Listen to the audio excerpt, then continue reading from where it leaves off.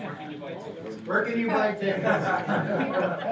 buy tickets? Ruth? I'm gonna guess redrockfourwheelers.org or something like that. All right, total guess. I think they're all around town. I think they're available all around town, so I'll find out for sure and get back to you, all right? All right. Enjoy yourselves. Thank you very much. Thank you very much, Mayor. And Brian, you cannot be qualified to buy because you already have many toys. Well, once again, we appreciate everybody's attendance here, and we have an agenda here. We're going to change the agenda slightly later on, but initially we need to start with the approval of the minutes of our meetings held in February. Thank you. I would like to second Nadia's motion, however, with an addition to the minutes that I discussed with the secretary. All right, it's been moved and seconded with an addition that has been noted by Commissioner Barlow. Any further discussion? If not, all in favor? Aye. Opposed? Thank you, we've approved the minutes. Let's spend a few minutes now making some introductions of those who are here, especially of the Commission and of UDOT and the local officials who are here. After those introductions, we will have a local area presentation from Region 4, and then we will have a public comment period. To begin with, on the introductions, we want to acknowledge that Commissioner Gail McKechnie, a member of our commission, is not in attendance today because of a knee surgery that he's had in the last week and unable to be here with us today. Mm-hmm. So otherwise, he would be here. We miss his intelligence and his input, but we wish him a speedy recovery. So let's start over here, Danny. If you would, please. I'm Dan McConkey, and I live in Washington County, and I'm a commissioner at large, meaning that I represent all 29 counties. Meg Holbrook, Region 2, Salt Lake, Summit, and Twilla counties, and sure glad to be in Moab. I'm Ken Millington. I represent Region 3, which is from Moab to Daggett County across the central part of the state, 6 counties. My name is Wayne Barlow. I live in Cache Valley and alternative with Bear Lake, and I represent the 6th northernmost county in the state, Region 1. Warm greetings from sunny and warm St. George. I represent the southern half of the state, and my name is Michael Zanati. Carlos, let's have the introduction from you, please. Good morning, Commission. Thank you. Carlos Braceras, Executive Director of UDOT. Mr. Chair, would you like us to introduce all the UDOT folks Yes, at this please. time? Okay, we'll start it here, Shane, and we'll go down our back and forth. Shane Marshall, Deputy Director of UDOT.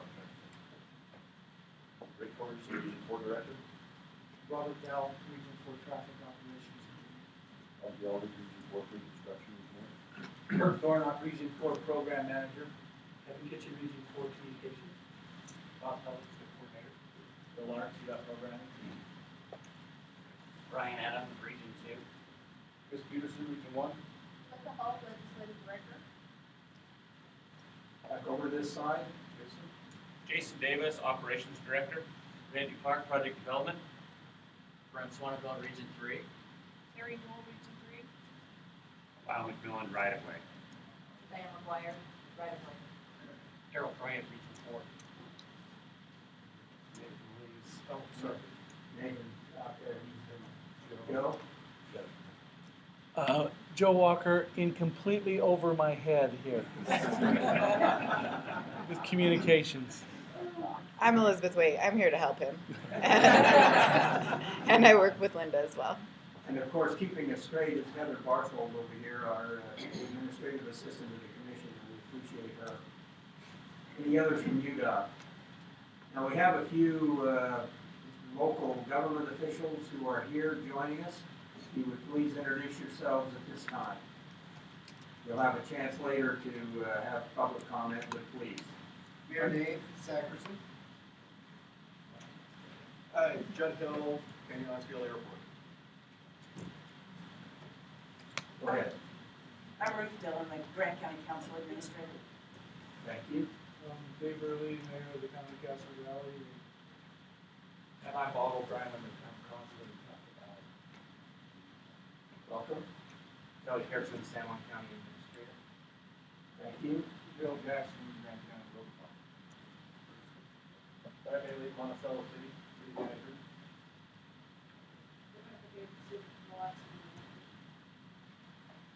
Jeremy Red, City Manager, Livingston. I think we got two on the front row here. Bruce Adams, San Juan County Commissioner. Rebecca Benali, San Juan County Commissioner. Are there others? Well, thank you very much for being here. We'll have a chance for public comment in just a few minutes. Well, where's Brigitte? She's hiding back there. We have our Federal Highways representative, Brigitte Mandel, is also here. We'll hear from her later today.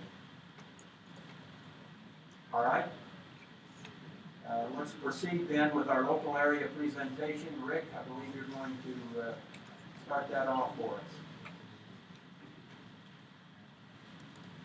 Yes, thanks Commission for joining us, and thanks yesterday for those that attended the staff update. We got a report from Grant County as well as Moab City and Arches National Park. Hopefully that information is beneficial to you. We'd like to start today with Kurt Thornock will give us an update on the projects we have in the area, some of the work we've done in the last year or so, and some of the work that we're planning to do, as well as some history of both Grand and San Juan counties for projects. And then Robert Dow will come up and give us a little discussion of the efforts he's been working with Moab City downtown, and as well as Grand and San Juan County south of Moab on some access issues and some planning work. So we'll just turn time over to Kurt and have him give that report on the project. Good morning, Commissioners, and I'd like to welcome you to Moab in Region 4. This is God's backyard.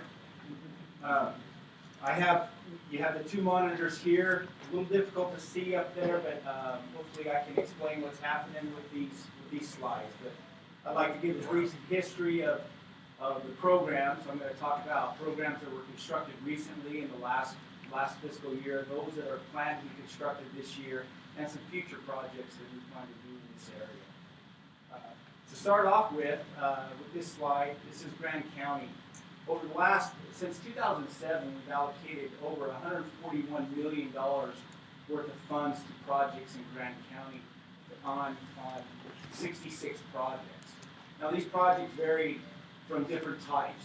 They start planning, concept studies, environmental documents. They're funded for projects in design, constructed, those that have been constructed. And these projects contain, this funding is state funding, federal funding, and local match. So, along with that, with San Juan County, since 2007, we've allocated $114.7 million worth of projects to 83. And we're going to continue to add on to both of these counties with preservation and rehab. We've done extensive in the last year. So I'd like to start off highlighting some of those that have been constructed in Grand and San Juan counties. First off, this is the purple strip to the right of that little orange one. This is on I-70 Yellow Cap to West Cisco. This was constructed last summer. This was a 2-inch mill and fill with SMA. We did some soft spot repair. This was a $9 million project. Moab City has had two projects constructed this last year. The first one was their phase 3 of the 500 West project. This was a joint highway community small urban project for $1.15 million where they reconstructed the roadway from Mill Creek Bridge to Cane Creek, including the intersection. Also, Moab, which just opened up recently, was the Lions Park and Trail Hub. This was a $1.8 million project. This project was funded with enhancement funds and byway funds. If you're able to drive by there, it is a beautiful park. A great project that they constructed. Down in Grand County, we've had several projects constructed last year on US 163 from milepost 0 to milepost 11. What did I say? Oh, San Juan County, I'm sorry. This was constructed last year. This was a $4.1 million project where we did a 1.5-inch overlay with SMA, and we pulled our pullouts. And the picture on there, and if you have it on your iPad, you can see it a little bit better, but it just shows an example of some of the pullouts we paid for access on and on off the highway for better photography and viewing of that beautiful area. Also on 163, we did a guardrail project, and it was from 0 to 41, milepost 41. Most of this happened from milepost 20 to 41, where we replaced guardrail, added guardrail, and added barrier in key locations. This was approximately a $1.5 million project. It was constructed last summer. Also constructed last summer just north of Blanding, from Blanding Cemetery to Devil's Canyon. This was a 1.5-inch SMA overlay. We also did some barrier treatments and guardrail on this project. This was a $3.9 million project. Just south of Monticello, not Monticello, but Blanding on SR 95, we did a highway safety improvement project where we improved the curb warning signs and added guardrail. This was a $440,000 project, also constructed last summer. Projects that are going to be built this summer. I-70, we have two of them. To start off with, just here from Crescent Junction to Yellow Cat, we are going to be doing a microsurfacing, a preservation to seal the roadway. This will be a $2.8 million project that has been awarded. Also on I-70, from West Cisco or East Cisco to West Water, this project is going to be an 1.5-inch SMA overlay, and we're also going to do some structure preservation in that corridor, and this will be a $5.6 million project. Currently, it is under construction and will be under construction shortly, is on SR 279. This is the Potash Road. We have 3 locations on this where we're doing some scour mitigation prior to the high flows. Last year we had with the high flows, it eroded around our culverts, and we're going to be in there fixing that for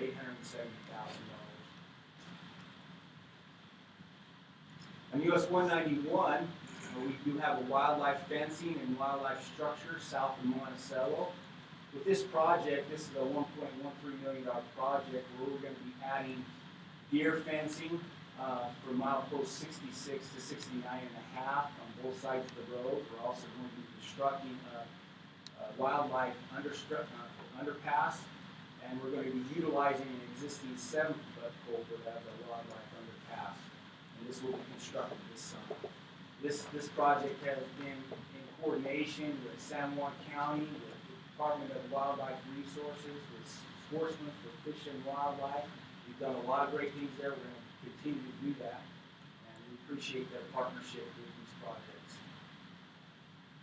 On 163, on US 163, we're going to continue that rehab project from milepost 11 to 20. This is also going to be an 1.5-inch SMA overlay where we're going to be paving the pullouts. And this is a $3.4 million project that will be constructed this summer. On US 191, just north of Monticello, this is down by SR 211. We're going to be extending a little passing lane, milepost 87. We're going to extend that northward to provide a little bit more passing distance, and that's a $500,000 project that has been advertised. Also advertised is on SR 162. We have a $1 million culvert project. This one we brought to the commission just a couple months ago, and we're already ready to advertise. We're going to be replacing 6 culverts and relining 6 culverts to help the drainage issues on 162. I have a table here. These are other projects that are in design that are going to be coming out for construction this summer. We're going to do a preservation of the Colorado River bridges and the courthouse wash structure. We're just going to do a thin bonded polymer overlay on those bare decks, and that keeps the water and the chlorides out of the deck to reduce erosion and corrosion. US 191, we're going to be doing a shoulder improvement project from milepost 138 to 37, we're flattening the slopes, making it a better clear zone in case there are runoffs that can recover. On US 191 also, we have the Mormon Tank Wash to Cane Springs. This is a three-part project. We've combined three different funding sources over the years with the commission. The main part is we're going to be extending the passing lane right there by pulling the rock to get it down and to start sooner. We're also going to be widening the shoulders in that area, and we're going to be doing some shoulder work for milepost 107 to 109. So those three funding sources. This is a $3.6 million project, and currently we're having a little difficulty with the environmental, so we're trying to get this out as fast as we can, but it may have to be constructed next year because of environmental. On SR 162, we have a bridge scour mitigation project on the Delma Bridge. This is a $600,000 project that will be done this coming fall when we can get into the floodplain down there. We usually have a requirement to wait till after October 1st to get into there. Future projects. Future projects, we have a list, and to highlight it, Moab has their Mill Creek Drive intersection improvements, which is a joint highway committee small urban project. In 2017, a $1.2 million project. We also have in design right now the three passing lanes on US 191. It's a $6 million project where we'll be adding three new sections of passing lane between Monticello and Moab. On SR 313, we're going to be doing a little chip seal from the Island of the Sky to US 191. Also in Monticello, we're going to be doing a micro-surfacing of the Main Street and the Main Street portion of US 491 from 0 to 1.5. Also, we'll be doing a chip seal on US 491 from Monticello to Colorado State line. This is a $3.4 million project. Other 2017 projects are we have a chip seal from Montezuma Creek to Hammond coming up, the roadway preservation project, and Moab Main Street and structure repair. We're going to be doing a concrete grind just to give it a better ride and to quiet the road a little bit and to do some preservation on their structure in the middle of town. In 2018, we plan on doing some more chip seals on three sections between Monticello and Wilson Arch. We've combined all these into one project. This will be a $1.8 million project.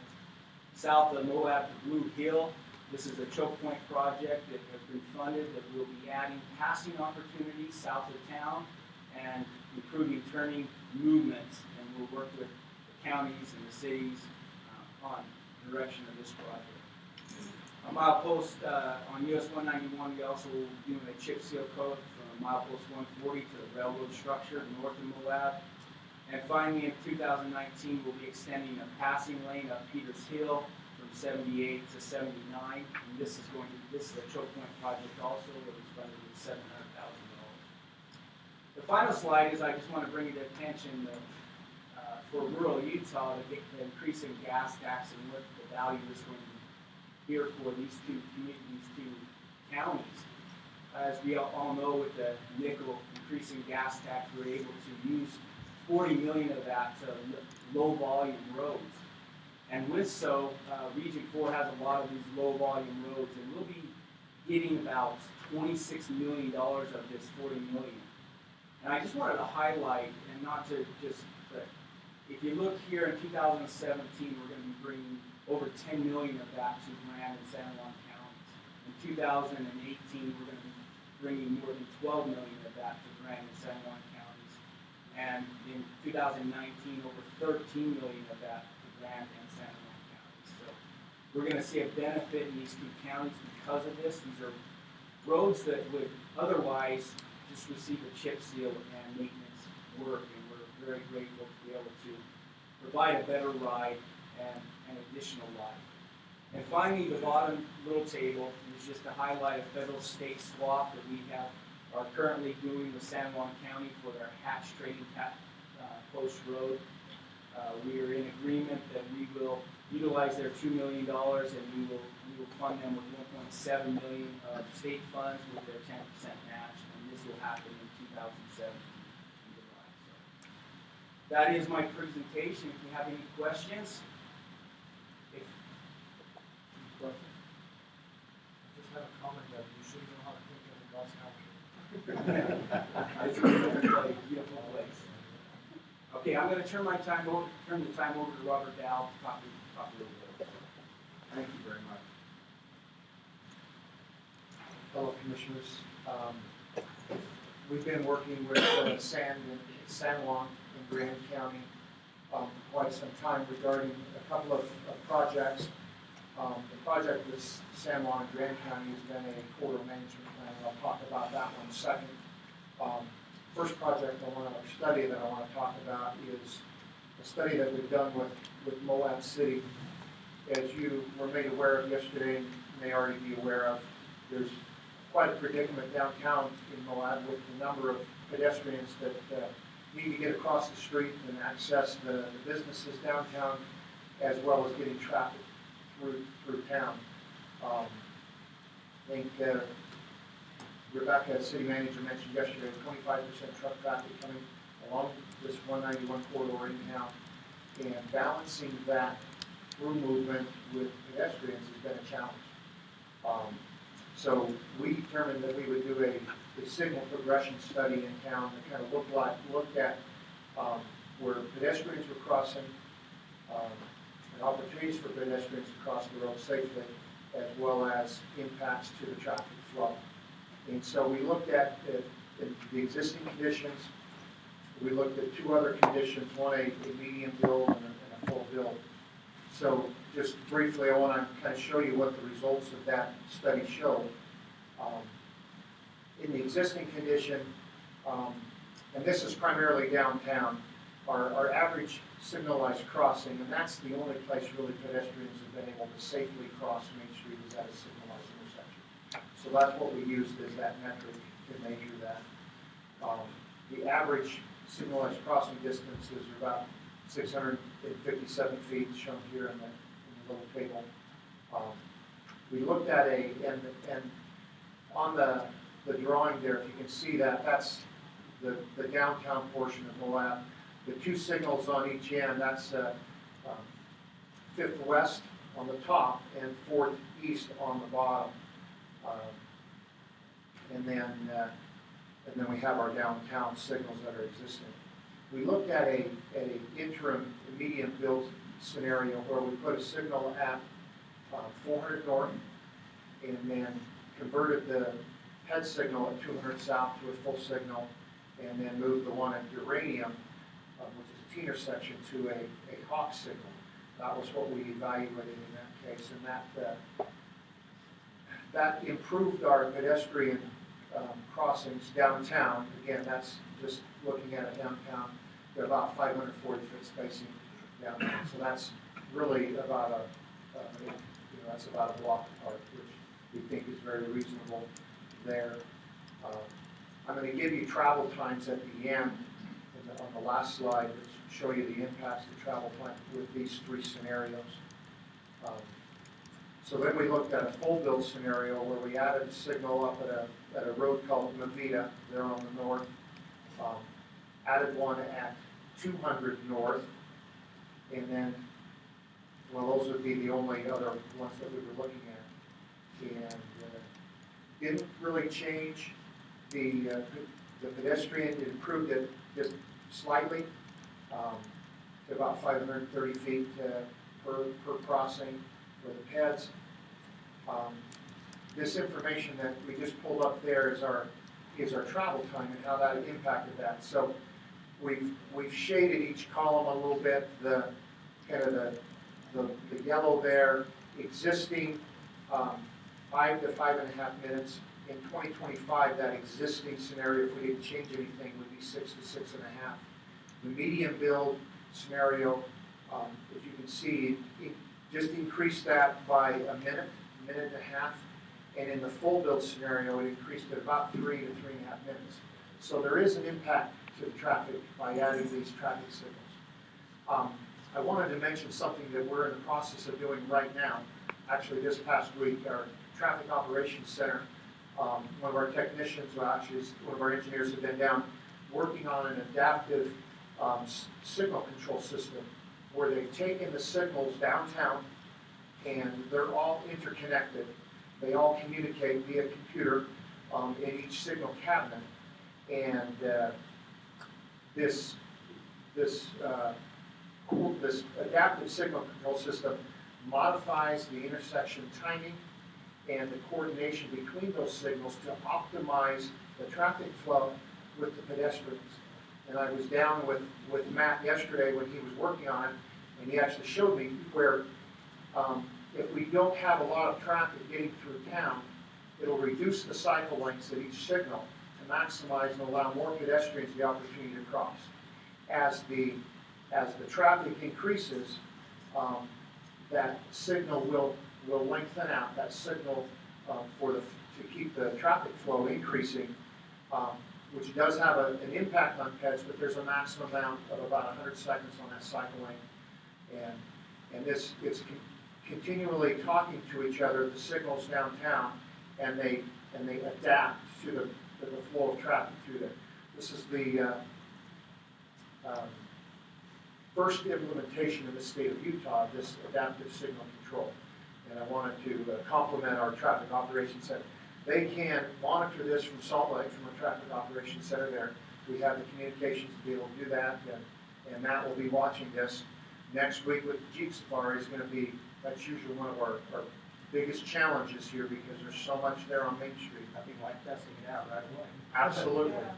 But we do have that ability to do that, and we're excited about that. And that's also going to be there to, along with, as we add signals, that control will also be there to maximize the traffic flow. Have you had many accidents with pedestrians? Last night, we had a few souls just walk out in front of the car on the way someplace. And aren't you going to put in orange flags? Is the city of Moab going to do that too? Yes, at 200 South and Uranium, which are currently PED flashing signals, and I'm going to kind of let the city talk to that, but we're in the process of studying those two intersections again for full signals at those locations. But in the interim, they're going to be installing pedestrian flags at that location. We also have a portable PED sign that's going to go out in the middle of the road to warn the traffic. Those are, as far as accidents go, there have been a number of near misses. The actual accident history downtown from 3rd South to 2nd North, there's only been about six pedestrian accidents in the last 5 years. So we reviewed that. So it hasn't been, but there's been a number of near misses, and it's very uncomfortable for people. We have people violating our PED signals, all the time. And it's really been a point of concern for Moab City. The second study that we've done is a corridor management plan in conjunction with San Juan and Grand County. Here's the boundary. I won't go into a lot of detail on this, but we evaluated all of the access points between essentially the south end of Moab and about milepost 112, top of Blue Hill in San Juan County. As we looked at these, we took a look at each intersection and then evaluated them for, are they in the proper alignment? Should they be modified or changed? I'll trying to find a little example of something like that. So for example, this location right here, this, you can't really see it, but this access right here is proposed to be moved down. And so we've looked at those. There's also the potential, the identification of 3 potential signals in the future, and one of those is that Spanish Valley Drive that we talked about yesterday.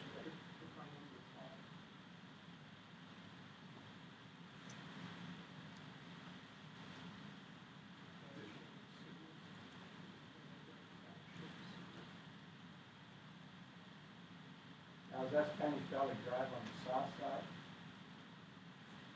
the city? Yes, yeah, it comes out south of town, and it's, That's where the signal, yeah, there's a potential for a signal there, there's potential for a signal at Mill Creek Drive, and then another one, I believe it's at the, well, I can't tell you the name of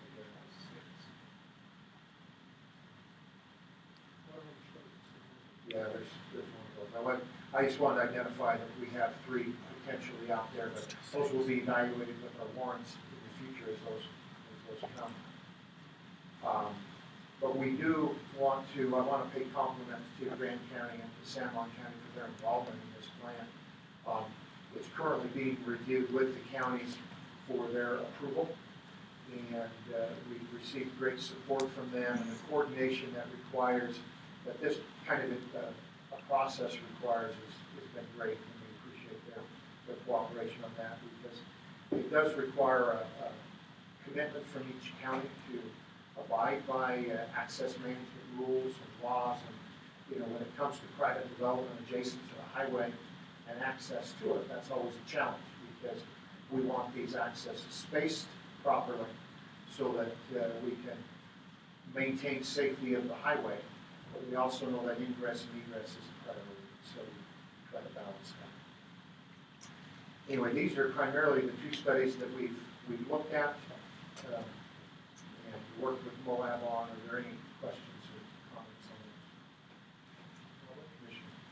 This morning coming to the meeting, I was behind the semi. The sign said, "Trucks, please use left lane," and we were using right lane. Are you gonna have education classes on the read signs? We've tried. We will continue to work on that. But you're absolutely right.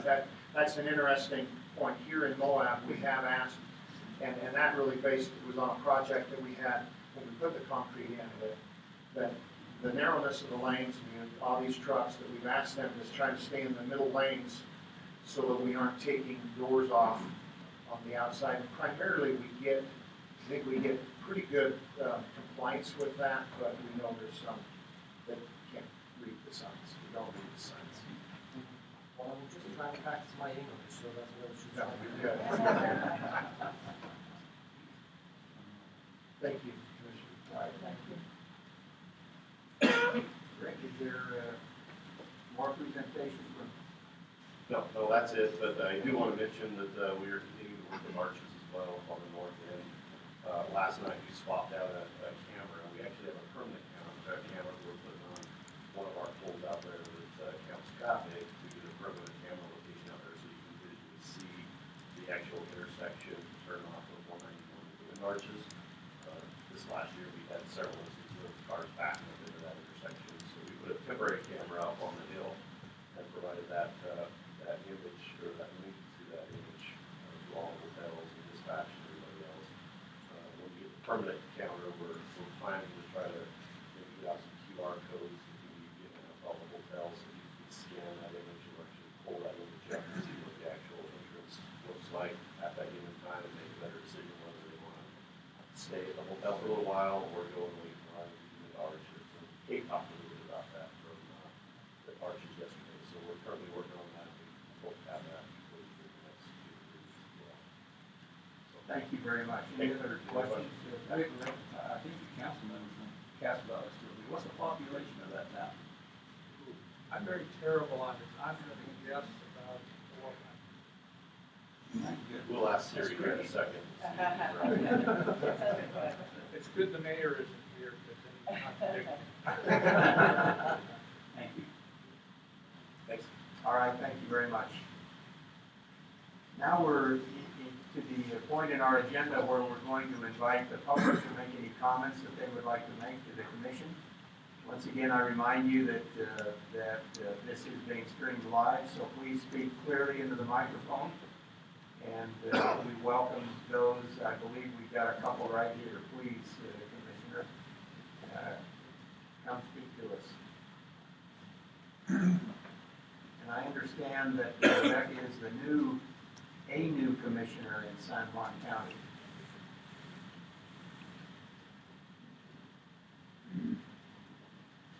Good morning, Commissioners. It's my honor to stand here before you We do have a concern from San Juan County. My name's Rebecca Benali, the new commissioner representing District 3.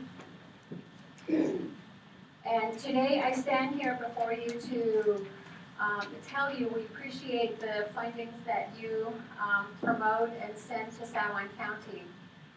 We always believe that San Juan County is God's country. So, but we'll let Grand believe that they are. But we really don't.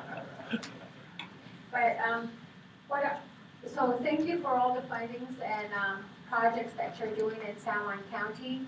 But specifically, I'm concerned about, or we're concerned about, Utah State Route 162, and that's Montezuma Creek to the state line, to the Colorado state line. This road is a severe damaged road. It's developing sinkholes. There's been 2 sinkholes within 3 months. So I understand that I saw on your list there that it's up for a chip seal. I think it's backwards. We need to rebuild that road because there's sinkholes happening, there's culverts that are rusted, and then also it's very narrow and it's a heavily trafficked road. I think it's easier just to put up a sign that the road is damaged, but we need to rebuild that road. It's very narrow. There have been several near misses and accidents, a couple of fatalities on that road.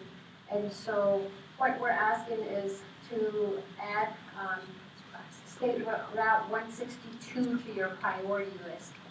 I think it's defeating the purpose that we're just going to chip seal it. We need to rebuild that road.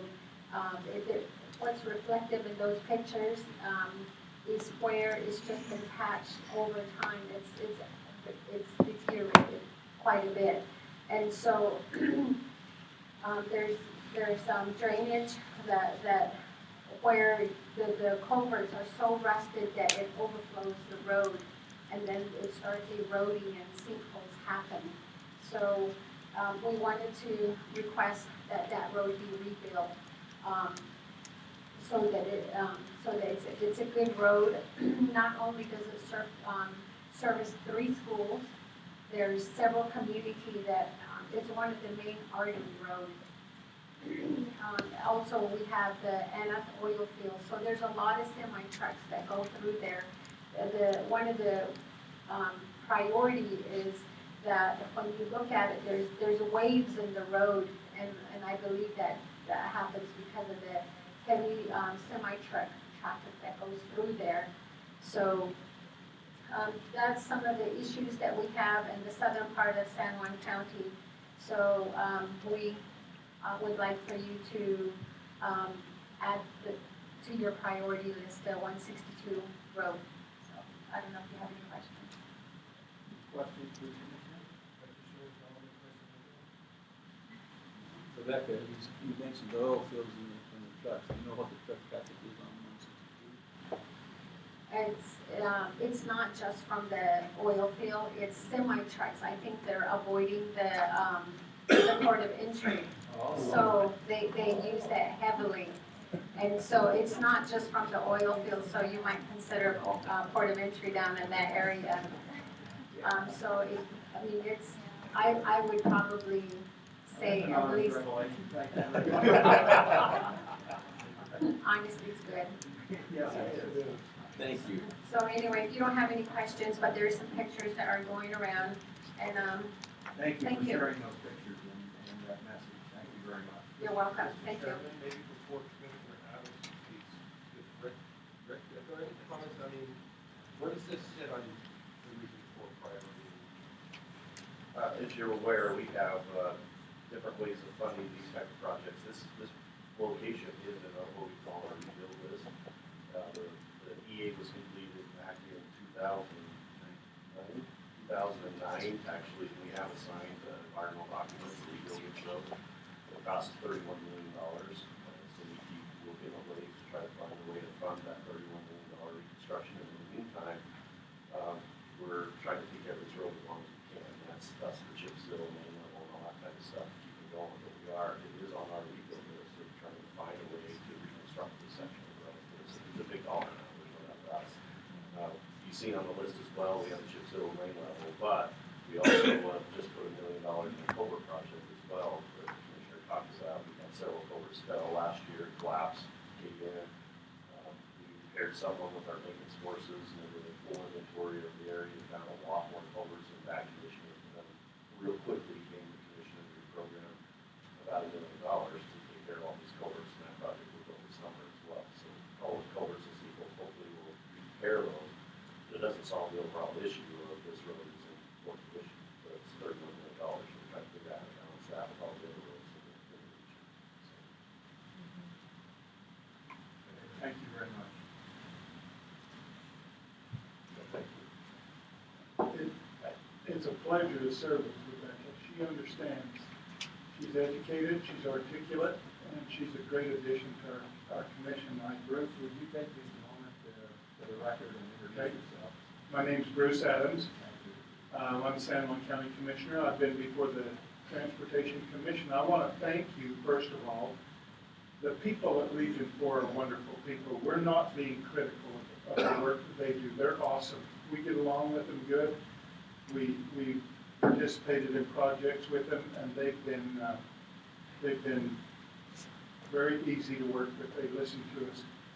It's been a few years since I had a chance to address you, and we asked for, at that time, we asked for the commission to address some needs from Moab to Blue Hill, and there it is today. That's on the plan. We asked several years ago when you met in Blanding, we asked you to address the needs from Mexican Hat to the state line in Monument Valley. You saw that on the list today.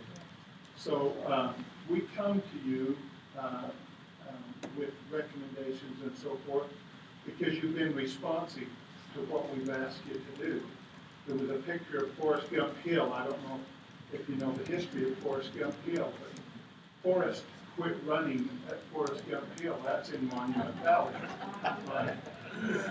On that hill, and it's drawn a lot of interest, especially from visitors outside of the United States. They stop right in the middle of the road and get out to take a picture. And the Native American people have complained about that. So what's happening? Well, Region 4 is paving the pullouts now so that people can get off the road to take their pictures. So we appreciate that. I noticed on one of the pictures they put up barriers where the big bus wrecked many years ago, and that was a horrible thing for San Juan County, and we had great response from our AMS people and a lot of death and injury there. They've addressed that already. We appreciate them addressing the concern about wildlife being killed between Monticello and Blanding. Putting up the fence has been a big concern for us, so please don't think that when we bring a concern from our community that we're being critical of Region 4. We love these guys. They're awesome. They get right on the problem and work with us and try to fix things.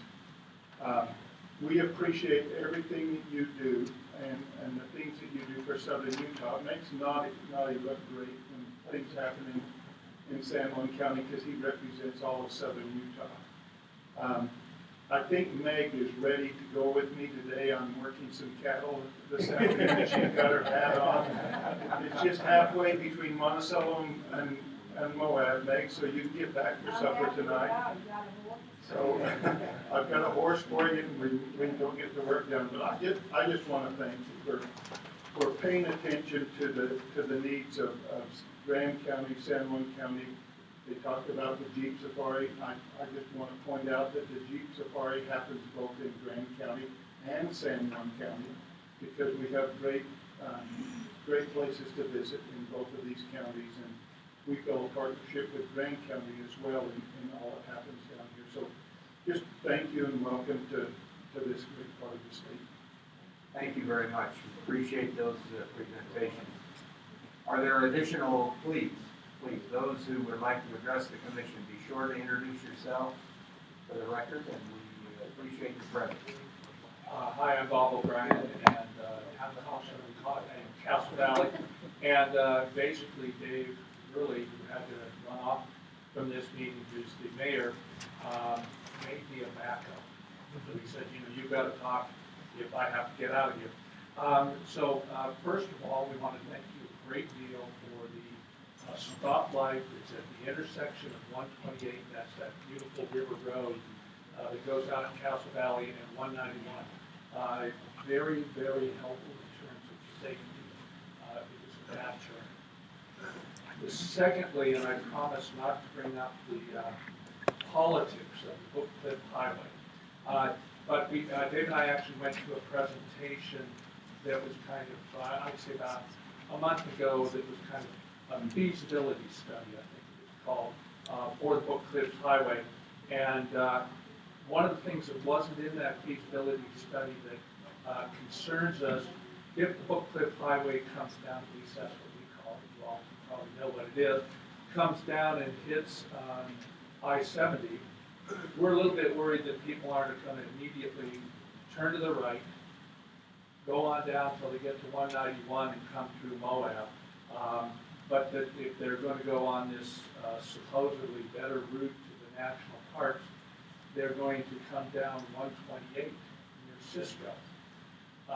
That's what I'd do if I was a tourist. I have to say, 128 is, I often tell my friends who have been down the Green River or who have not been down the Green River to the confluence, another great place to go. It's stunningly beautiful.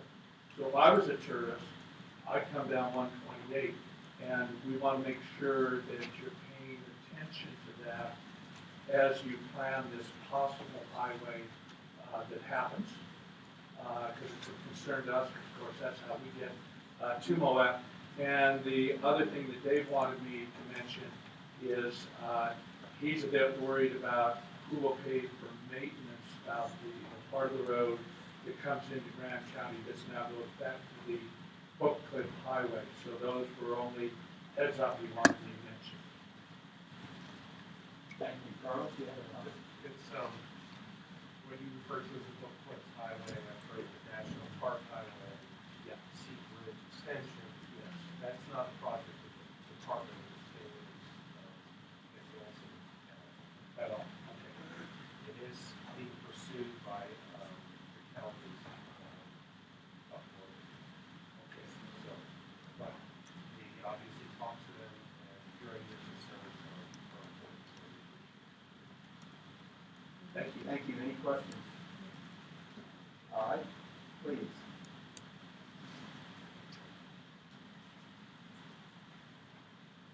Good morning, Commissioner. I think I spelled my last name.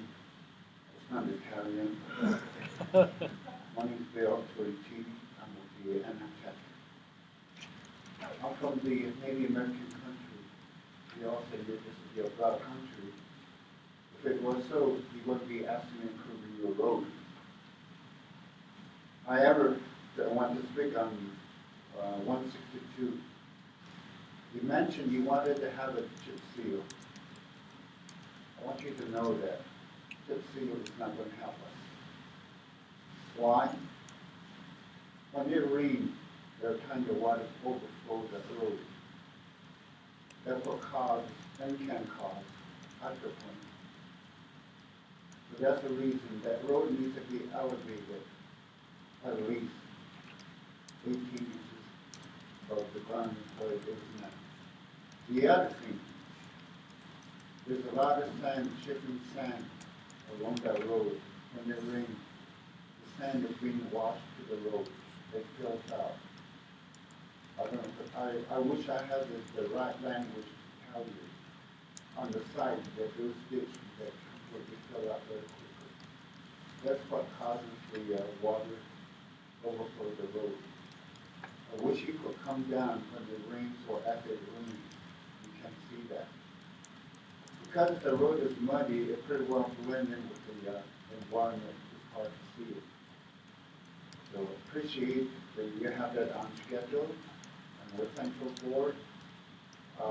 The other thing that we mentioned before,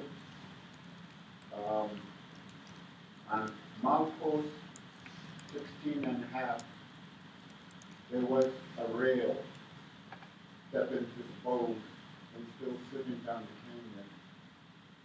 And I kind of thought, well, the state department of highway don't really look at these litter. And we said, oh, there's that highway. I was supposed to in there. And the rail had never been rebuilt. But sadly to say, if you go out in North San Juan County, I may be criticizing that you see all these shiny rails on the side of the road. And so we have none. So again, I appreciate your time and effort that you have spent with me. And the question we have in our mind is, what will on just repairing the 162 from Montezuma to Anna? Again, we all live on the tourist dollar. Every community in the state of Utah, there are literally buses going through our community, loaded and tourists going to Monument Valley. We know that. So if we will continue to have these, we can improve that road. The other thing is, there's a cattle guard sitting between the Colorado and Utah state line. 140, I believe, was Colorado, or 40 Colorado. That car was wrong as you cross it. I know that at one time this person was pulling a trailer, camper trailer.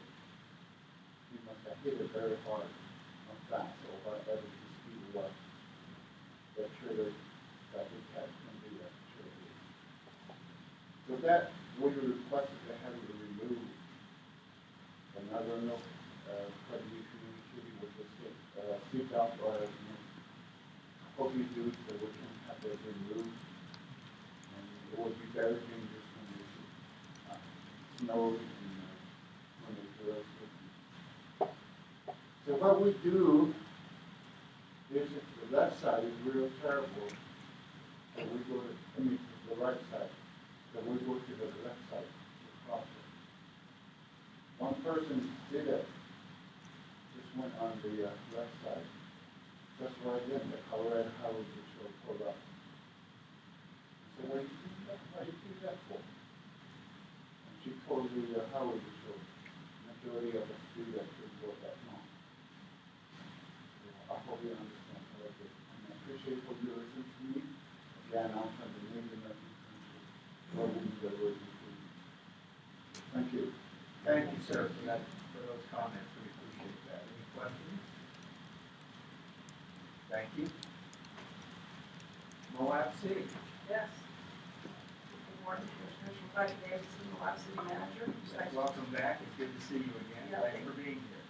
Thank you. The mayor unfortunately had to leave, so he asked me to come up and speak on his behalf this morning. I wanted to first talk, I think yesterday we mentioned that I've been an engineer by training and frankly worked in other states. And I have to tell you, in Region 4, I've been so impressed. I have never met a group from Rick to Robert to all the folks we've worked with who've been so good to work with. I really need to emphasize that. As a person who has worked for over 30 years with engineers all over the country, none better, frankly. And you should know that. And you should be proud of this team and what they're able to accomplish. Thank you for those compliments. Yeah. Sure. I've been here less than a year, and we've already, I think, built a good relationship, and I'm moving forward. I feel really good about that. I wanted to mention to you a few projects and a few things that we've been thinking about here. One is the pedestrian crossings at 200 South and Uranium. I think Robert mentioned those are flashing yellow lights. If you drove around town, you've seen those. I appreciate the fact that there's not a lot of people dying at those, but I'm surprised that we haven't had a collision out there. I had the opportunity to watch those intersections. We have a lot of foreign visitors who do not understand what those mean.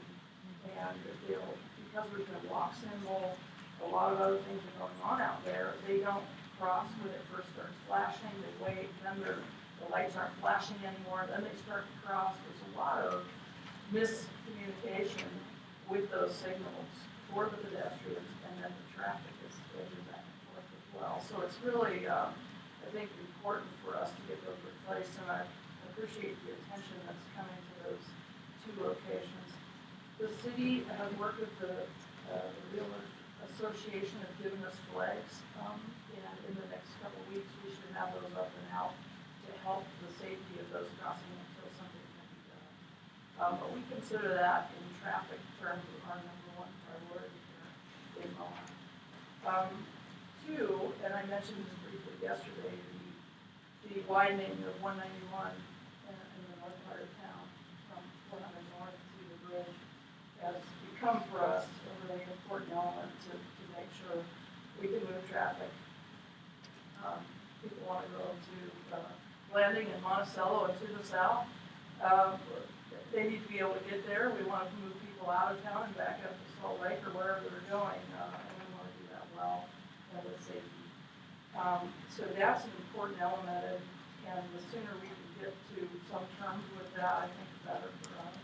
So we're looking to work with you on that particular project. We have a couple other, I think, smaller projects. There's some funding that we have received for SDP funds at Milk Creek intersection, and we're looking for you to consider maybe some additional funding of that to extend that project a little bit further to resolve some of the issues with narrow road, and increased traffic and some of those kind of things that are happening south of town.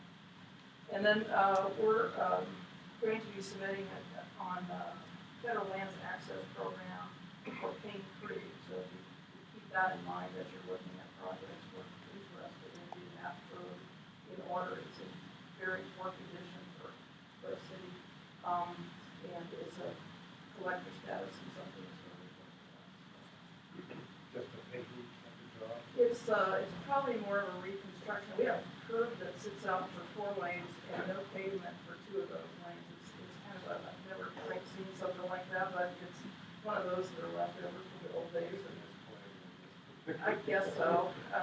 And so there's work that needs to be done. If you have any questions, I'm happy to answer them, but thank you for your time today.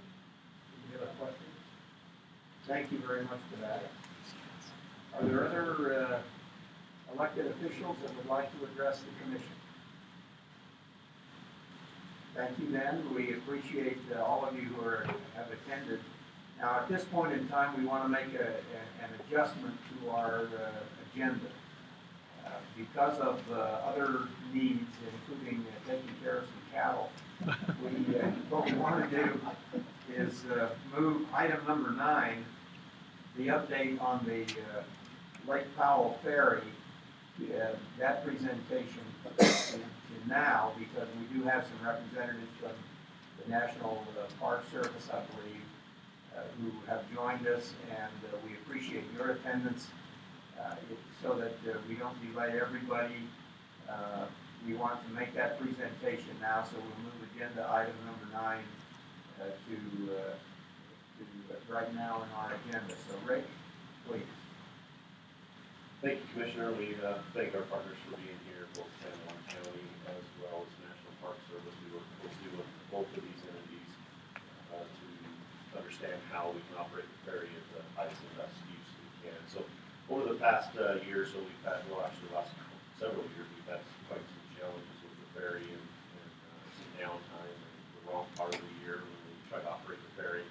So Tim Walden, who works in our admin group, I challenged him over the last several years to come up with some solutions to try to figure out how we can make this vessel that we operate in the desert on Lake Powell a little more sustainable and dependable. So I'm going to turn the time over to Tim and let him walk through some of the challenges we see with this ferry and some of the improvements that potentially can occur. So, Tim, thank you, and please introduce our guest from the National Park Service. I certainly will. I have Chris Cush here with us.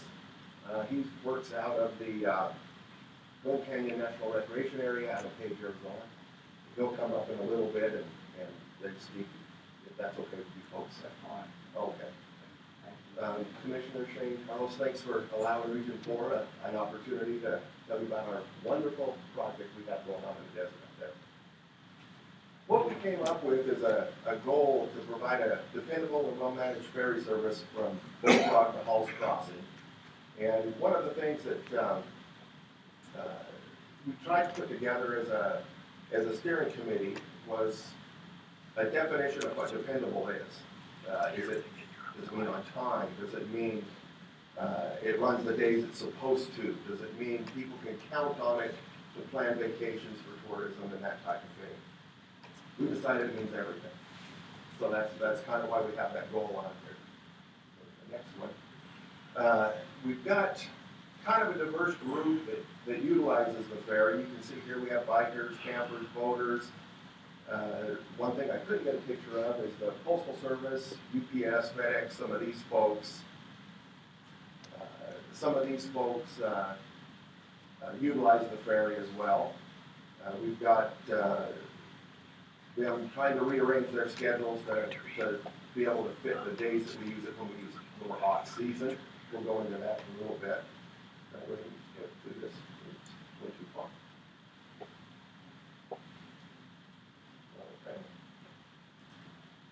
Okay, UDOT basically has ran a ferry system down there since 1985. The John Atlantic Burr was the first ferry, as you guys may know. I was here a couple years ago presenting about this. Charles Hall came in 2001, and we basically got partnerships with the Park Service, and Aramark is the concessionaire that they have running the hotels and those type of things down there. They also run the ferry for us. We contract out with them. They operate the ferry on a day-to-day basis. They provide the captain for the ferry, the crew. They help with Coast Guard certifications, this type of thing. What I wanted to do, though, was put something on here right in the corner that helps with the explanation of what we're doing with the operations. The last few years, it's basically just ran during the summer months. We tried to run it basically May 15th through September 15th. And in talking with San Juan County and kind of partnering with them on the steering committees, they've asked that we extend that a little bit to help fill their service to their tourism industry. And we took a little of that information from them and found out that it actually gelled into what we're trying to do, which was run the boat during the off-season, because those diesel engines, the cooling systems, basically the maintenance items on our boat run better if it's operated continually. And so it actually kind of gelled in with what they wanted to do, and we've got that running. We may extend that, but right now at the steering committee, that's where we're at, and it seems to suffice everybody and meet that need.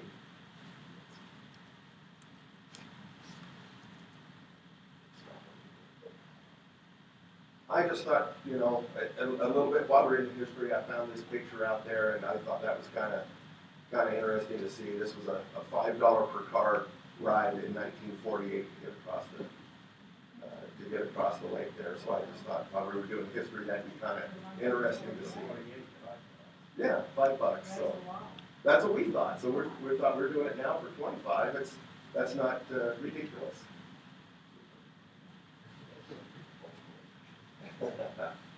So we've got some current operation issues, and several of those have to do with the low water levels. There's some packs you guys may be aware of that the water users, Lake Mead, is basically set up to where we can't put water into Lake Powell. When I say we, I should say we. They won't put water, Bureau of Reclamation, water into Lake Powell unless that same water level is going into Lake Mead. So what's happened is it's brought a new, what we would call a norm to Lake Powell of a lower water level in order for us to be operating at that lower water level, we'll probably have to make some concessions. And that, again, has to do with safety, operating seasons, and dependability. The tourism that would be affected is the national and state park visitors, and of course, the local counties and cities that we're trying to help out. Okay. This is where we're operating right now, and the lower end is Halls, Bullfrog is up top. We're going to actually zoom in on this area here in a little bit because we've got some safety issues that we need to address and make you guys aware of, so you know what's going on at that site. This is about a 3.83 mile crossing right now, where we're at. Okay. The next phase of the operational issue is the boat itself has Rolls-Royce parts on it. Rolls-Royce is no longer supporting the current drivetrain that we have on the boat. They don't make parts for that vessel anymore. Having said that, they've also moved out of North America completely. We were using a warehouse out of Vancouver, so we were getting parts shipped from Finland and other places in the Netherlands to England, over to Canada, and then to us to get any kind of parts. Shipping times were quite extensive. Having said that, like I say, they've moved completely out of Canada now, so there's not a lot we can do there. What we're probably looking at doing is retrofitting the drivetrain. There's a couple different alternatives to that, but basically you can do the outdrives or you can do the engines all the way through the outdrives. We think it'd be better off to do the engines all the way through the outdrives based on a lot of different issues that I can answer those questions, but I won't get into that detail right now if you don't want me to. The costs associated with maintaining that vessel with the current drivetrain are just going through the roof. They're basically having to fabricate parts because we can't buy parts. So we're trying to find the closest thing to it, and then we have machine shops try to fabricate and make these things fit, and it's just really pricey. Yes, sir? So if you change the whole system, what manufacturer would be doing if we make What we would do is we would go out for an RFP, and we've actually had Horrocks Engineering look at some alternatives for us that some are in the U.S., some are not. And but we were the current. These are current. System. Yes. You can get parts. Exactly. Yes, sir.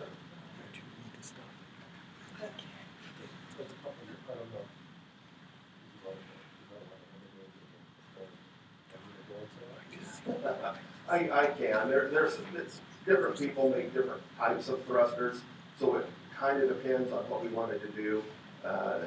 There's Azapods, there's just several different places. Houston, Florida, that'll make them. One of the issues that we have, the bigger issue that we have is, like Rick said, we don't have multiple ferries. We have one out in the desert. It's completely different if you're running a ferry system in Portland or Seattle or Boston than it is at Lake Powell. It's just tough. One of the reasons I wanted to zoom in on this is the little piece that we showed earlier. I wanted to show where our boat ramp is. Our boat ramp is right there. If you notice, it's kind of a little bit hard to see, but if you have the PowerPoint in front of you, all of this is houseboats. All of this is slips where houseboats and V-berths are parked. So we're actually coming right through all of that and all of that traffic at Lake Powell to get to the main waterway. So there's some safety issues there, and I'll show some of those as we go through. Go to the next one. Kurt, this is for you. Picture of you on there. That's good looking guy. What we wanted to keep in mind is this is our wedge that we dock to. This is what the vehicles drive on to get onto the boat. This boat is about 55 feet wide, and as you can see, there is the main low-level boat ramp for the park, and we're coming down this road right here next to it. This next picture will give you a better view of it. So we're coming right into this area right here, and the public is launching their boats, watercraft, right here. That's a problem. Okay? We've been lucky, nothing major has happened yet, but it worries me to be that close to it. Okay? So the alternative to that, and if you notice this says the John Atlantic Burr right here, this is where we're still running from. This is the older boat ramp that we were using right here. The issue we have there is the water levels again. The water levels, we used to be up around 3640 or so for water levels. Today the water level's right at 3590. It will, rise up and get up around 3610-ish or something like that, typically during the runoff season. But it keeps us from being able to utilize that the way we'd like to. We're going to walk you across this real quick. This is Hall's Crossing. And if you notice right here, you've got land right out on the water. You can see the angle that the boats have to come in. It's just not a great situation to be in. We've got fantastic partners in Aramark. We've got a fantastic captain, but we're asking her to be perfect an awful lot. If we go to the next picture. So what we've done is this is where the boat was. We're looking at doing this extension that would get us, as you can see, right around that curve a little bit. This is about a $540,000 extension, according to our engineers that we've used. Next one. Okay, this is the old bullfrog ramp that we were using when water levels were up in the 3640 range. This next picture is just the other day. That's what it looks like today. So you can see basically what happens. A rule of thumb, and Chris, you can check me on this if I'm wrong, but on the bullfrog side, a rule of thumb is 1 foot of water level down is 70 feet of shore. So that water, that is constantly changing. And that's why we have to have those wedges that we move those. But this is what we're thinking would get us down to a water level of 3555, that we could be operational on both sides at 3555. And I believe Chris will probably tell you about that, but 3555 is kind of when they shut down the ramps and you're launching at your own risk anyway. We wouldn't want to run any lower than that. But what we would do is take that ramp that we saw in the earlier picture, and there is a natural cutoff here. We would just come across, build a cofferdam, and extend that out. That's kind of our idea and our goal to get to. Ferry outdrive retrofit, we're looking at about $500,000 to buy the outdrives and about $500,000 to get them installed. So to sort of fix that outdrive problem, we're looking at about $1 million. Bullfrog ramp, 1.7, Hall's Crossing, 5.4. So we're looking at just a touch over 3.2 million for the 3.2 miles across there that we'd be looking at. What I wanted to do at this point, there's just a picture of the ferry. A lot of times people don't realize how big of a boat that is. And when you look at this, you can see, if we think back about that slide when we're pulling this boat right up next to the public boat ramp, it's a task to do. We wanted to let anybody from the county and then have Chris come up, and San Juan County, I think, we wanted to say a few words if you'd be so kind.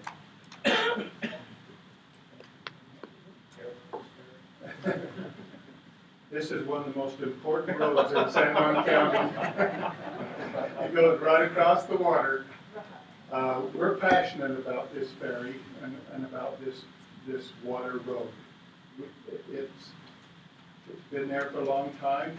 We advertise it in our tourism brochures, and people expect it to be open when they come here from all over the world. They want to go down and see Lake Powell. They want to be able to cross from Hall's Crossing over to Bullfrog. We support this proposal, 110%.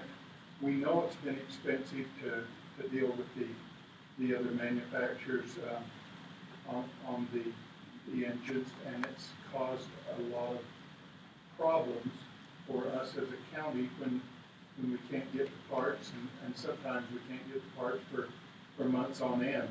And we have to start putting up electric signs that say the ferry's not in operation, and people that plan to come to San Juan County and to Grand County and to other places here from other nations, they plan years in advance to make that trip to come here. Then they get here and the ferry isn't able to operate. It's a huge disappointment for them. It's an inconvenience. I know this is all a little bit of concern on your behalf because maybe that's not as important as maybe a breakdown on the freeway or something like that.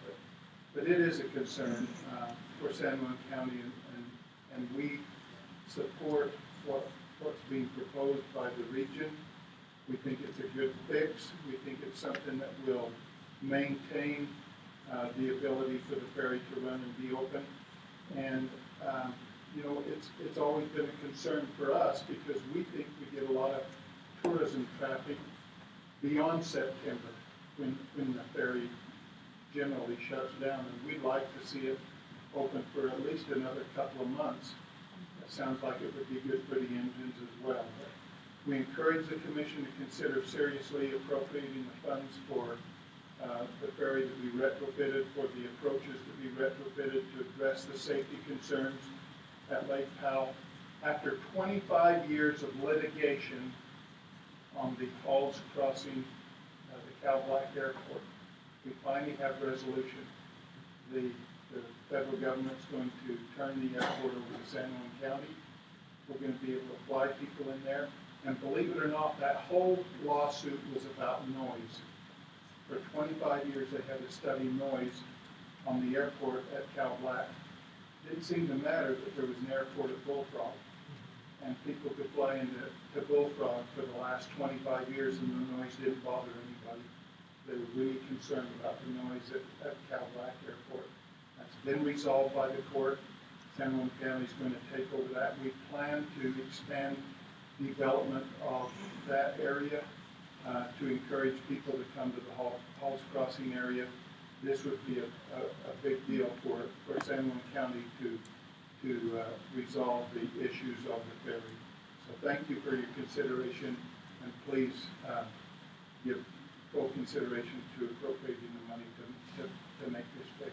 How much money does it make? How much money does what? The ferry? Yeah, the $25 is. Oh, I think you're just flush in cash after this. I had a feeling that I don't want to was tell the you, Meg, but. I had a feeling, yeah. But what road in Utah makes money? Well, you know what? I don't think I want to go there right now. Okay. But, it's a big tourism attraction too. Yeah, it is a huge tourism attraction. Thank you. I just wondered if tourism would be willing to partner a little bit with us at all. San Juan County Tourism would be willing to partner.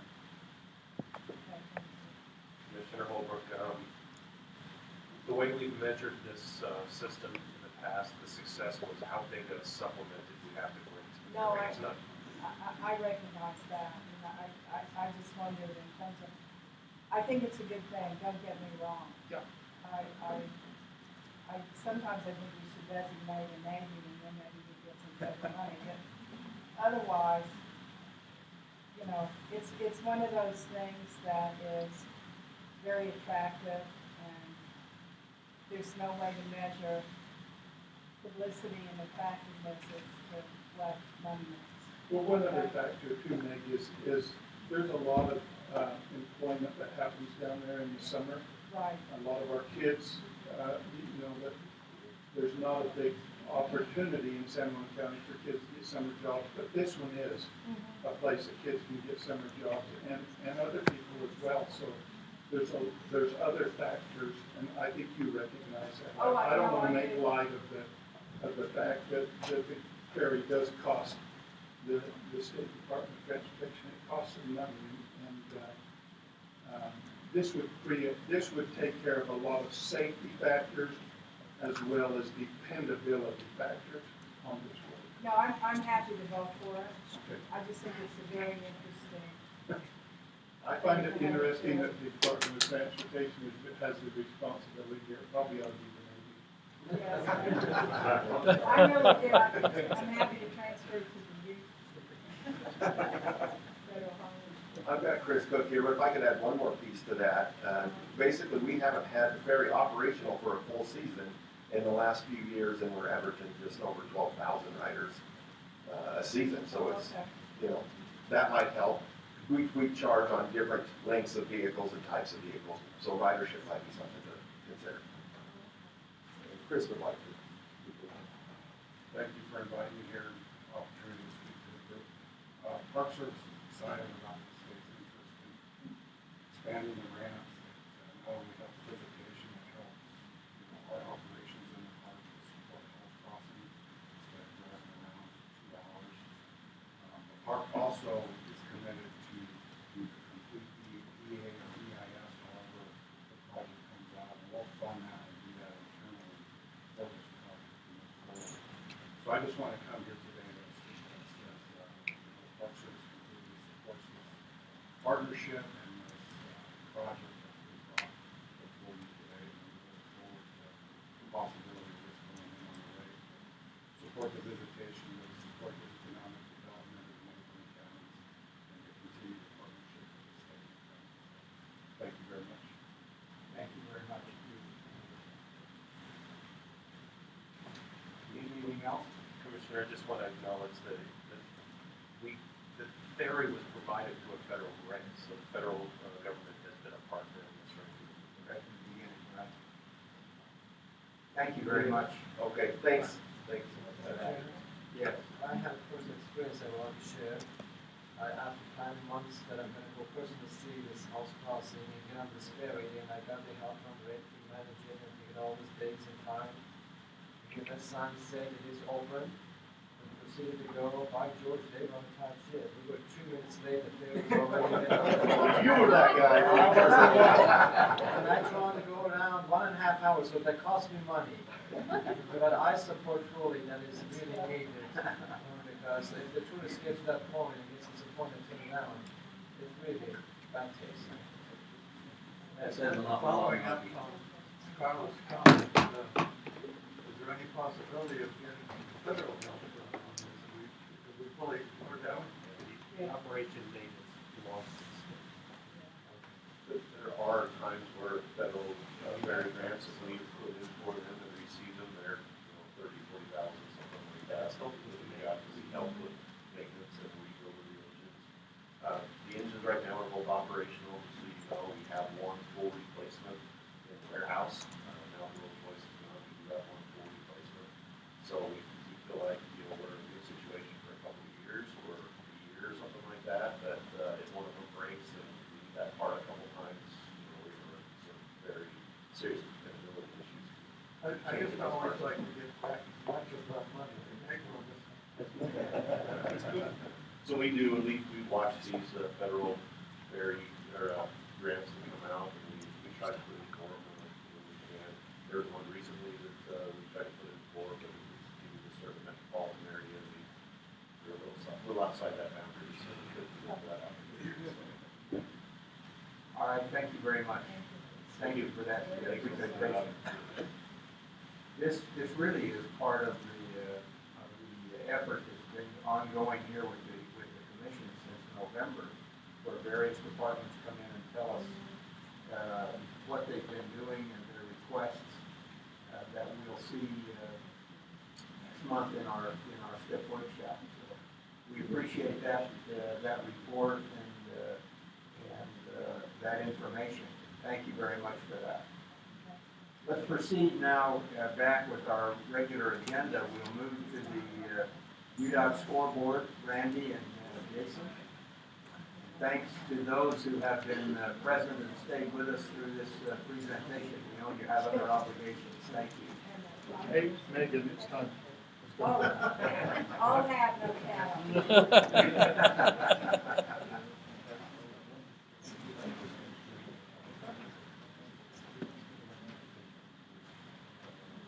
Well, I'd ask if there's anybody else that wanted to comment.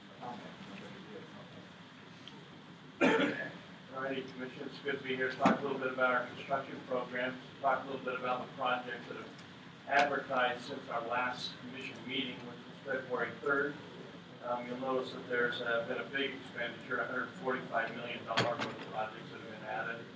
The majority of that money was in our I-215 project on the west side right there by the complex that we're going to reconstruct. So that project is about $105 million in South Mobile right now. And we also had a couple other big projects with a lot of small projects for a total of 12 projects total. So that 215 project will be underway later this year? Yes. Yes. And it should be complete next year. Okay. Late summer. Kevin, if you go to this sheet. This sheet won't go over a lot of details in this sheet other than the fact you can see our construction program's growing again. Now that we're getting into construction time, you can see we're adding a little bit of money to the program with those additional projects, which is great. I would like to draw attention to the chart that shows the schedule, the time elapsed versus percentage construction complete. Finally starting to see that we're catching up on our payments, given the fact that our projects will be closing out and we've caught up on payments, so we're now back into a really good schedule situation. This fluctuates a lot, and I know it raises some concerns. Over the last 30 projects we've advertised, we've actually saved $4.3 million from the estimates. So our bids are still coming in really good, and our estimates, I think we're doing a good job with those. And so with that, Commission, I'll leave it to you. Questions for Randy on the construction? All right, thank you very much. Jason? Good morning, and my grandfather would be upset if I didn't say that they were correct. Lots of countries in Region 4 were just in the wrong. Some of you can figure out which county I'm talking about. So as far as our fatality numbers for the year, I'm glad I brought my laptop up here. So we completed the end of February with 29 fatal crashes on our system statewide. Now, if you were driving up in Wasatch Front today on our VMS signs or anywhere we have our lawyer VMS, you'd see that the current number is 30 fatalities today. Year to date. Now, that doesn't mean we had one in March. We had 3 in March. But 2 of those fatalities in February were suicides. But it is, I think, very encouraging that we're not quite at 0 for the month of March, but 3 is a very positive step in the right direction. And with this being live streaming, I encourage everyone to, I'll go with the line from my last Project Orange episode, my first and last one. But as Carlos says, put your phone down, buckle up, and keep moving. As we go down in the chart, you see that we had 27 fatal crashes, a total of 29, like I mentioned, with the corrections through the end of the month. We're at a rate of 0.74. We've had a really good year when it comes to our bike and motorcycle fatalities. People are doing what they're supposed to be doing. We have cars on bikes and not motorcycles, so that's a good thing. We hope we keep those numbers very, very low, as far as 0. And our heads are the one that's really highlighted. We've had this talk many times, but almost a third of our fatal accidents so far this year have been head fatalities. We are realizing that and putting additional more and more of as we move into the rest of this year. Our serious injury crashes, they typically lag behind far enough that it's not worth talking about this early in the year. As they come in, they're not as prompt as our fatal crashes.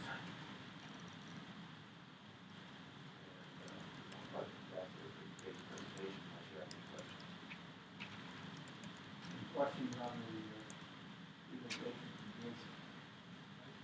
Thank you very much. Now, the continued effort to educate the public on driving safety, pedestrian safety, I'm assuming that's ongoing, especially now where we'll see a lot more bikes, pedestrians, weather is better. Is there some increased effort? Yes. In publicity at this point in time? Yeah, we craft our messages on our VMS and our different monthly messages based off of the different events that are happening. So yesterday we had things concerning St. Patrick's Day and designated drivers and those type of things. And as we move into the warmer months with bikes and pads, you'll see more of our messages being focused on those activities. As we'll have a motorcycle awareness week and those types of things. Our partners with media have been very good about publicizing both the successes and the failures of people doing the right things and the wrong things. I think that helps educate everyone as well. We will also have a pretty significant announcement coming up about how we're going to handle some of our major media events. Get further along. I'm excited about. I'll hold off for now and saying what that's going to be. But it's one of the bigger things we've done, and I'm really excited about it. Okay. Joe, Me too. We let Joe say all the real controversial stuff.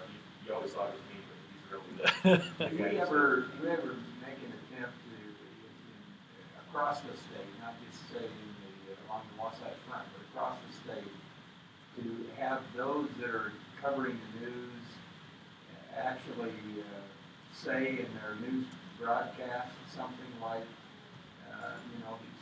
that's the news for today. Please be safe in your traveling activities or something like that, to encourage the news broadcasters every time they have a broadcast to say something like, please be safe, we're going to have some great weather, please be aware that there'll be more bicyclists out, some items, just as a constant basis to remind the traveling public.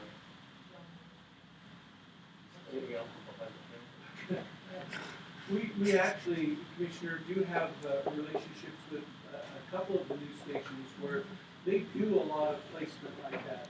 Both KSL and KSTU, and to a certain extent KTV, those are the ones that we have a working relationship with. And they do a lot of placement of those kinds of messages. You'll notice on KSL particularly, just from my observation, and KSTU to a great degree as well, whenever someone is in a crash and injured seriously and they're not wearing a seatbelt, they always mention it. They're really good about really putting that right up front. And we, but having them do like a Walter Cronkite, that's the way it is, kind of a message and tag at the end of the newscast. They would probably do it, but we'd have to pay for it. Well, that was going to be my next question. Did they expect to be paid to actually do a public service? Again, we have the relationship, and they would be certainly open to those kinds of things. And we look for those kinds of opportunities.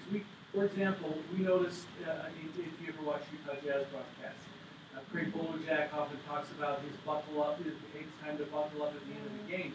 We saw what a perfect opportunity, and so we jumped in on that and made that part of our relationship with them, so that it's now a zero fatalities buckle up moment when the game gets close at the end. So we do look for those kind of opportunities. Well, I would hope that the news media, instead of just covering a crash or something like that, would do their part to remind people that travel and safety.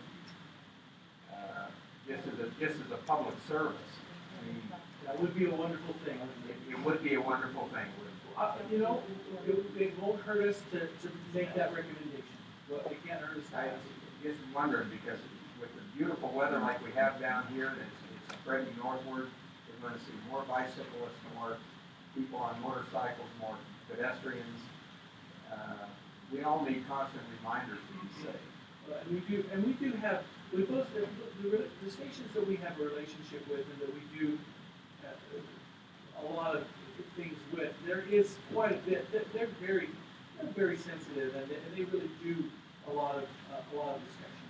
Let's remind them how much we appreciate their public service in that regard. Of course, They'll give a report in January to the commission on the administration's results of the money that the commission provides for its public information campaign. Right. A lot of the all-purpose program is, not only working around a project, but it's about safety. We have a work zone safety event. Oh. You mention a little bit about that. Yes. That's one of Jason's secrets. Stepping on. No. Yes, we do have there's a lot of outreach as far as that's concerned, and coming up on April 11th is a Monday, and it's the beginning of National Work Zone Safety Week. And at DOTs all over the country, this is a big deal for us and a big time for us. And so we're working right now on two fronts. You're going to see a new public service announcement that will start airing on April 11th, and it will be as part of our Zero Fatalities rotation of commercials. And that public service announcement is all about our employees and their kids. And you'll see our employees in sort of a vignette working, and you'll hear the voices of their children talking about how he reads stories to me, and she is my my t-ball coach, and just little mentions of that. And then the message is, that's my mom and dad out there working in the work zone. Please be careful so they can come home tonight. It's a real powerful message that we'll have in our public service announcement that you'll see. And then that day we're working very carefully very closely with the AGC, and we're working right now on an event that will get the media attention at that event, and again to be talking about work zone safety and the need for people to pay attention in those work zones, because they are real people there and they want to go home in time. So that all of that effort will be going on. You'll see that the week of April 11th. Good, thank you. Go ahead. I was just going to say, I may be, well, I am different, but I do like your clips on. Thank you. You are so different. I don't know how you should take that, but It's all right. But no, we Very actually get really good feedback on those, and it's that even our research tells us that people are really responding to them, and there even seems to be a certain amount of behavior change happening. We've had people actually email us or text us and tell us, I didn't have my seatbelt on. I saw that VMS sign, and so I better put my seatbelt on. So I think it is having some impact. Well, our next commission meeting is the week of April the 11th, Thursday and Friday, so it'll be interesting to get an update real time for the. We'll get your review of our commercial. If you don't bring a little bit of mistiness to your eyes, we will have failed. Thank you very much. Any further questions for Jason or comments? Thank you very much. Now we come to the Bill Lawrence show, part of our commission. For the everybody's left. Yeah, we got a lot of things going on here that fasten your seatbelt, folks. Bill Lawrence is on. Bill, thank you very much. Well, thank you. We covered the items under programming. The first view will be under STIP amendment number 6. We'll go ahead and get started. It's 5A-1. This is funding adjustment, an award, and also post-construction. We have two that are post-construction, one at award. The first project is the US 40 junction SR 208 to Duchesne. It's returning 1.5 million of NHBP NHS funds, and this will go back to the pavement rehabilitation program. The second project listed there is the US 6 Judah County line to Chaplain Point, mile point 115. It's returning 950, just over 956,000 of state pavement funds to the 2016 level 2 pavement program. And then the last one listed there is the Wasatch Trail Phase 2. This is returning just over 500,000 of SDP enhancement funds to the transportation enhancement program. We've got a table that lists those same projects and the amount of funding, as well as the balances in the region efficiency funds and pots there. So I'd like to seek approval to make the funding adjustments as detailed. I so moved. Second. Been moved and seconded that we approve these funding adjustments. Is there any further discussion or question? All in favor? Aye. Opposed? Thank you, that passes. Okay, next item is under 5A-2.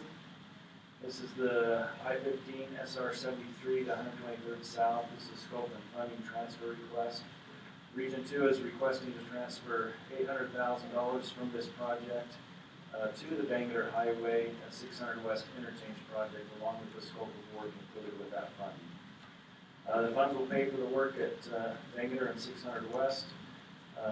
The work includes ramp modifications to the I-15 southbound off-ramp, construction of a westbound auxiliary lane between I-15 and 200 West, and the eastbound left turn lanes on northbound I-15, as well as 3 overhead signs.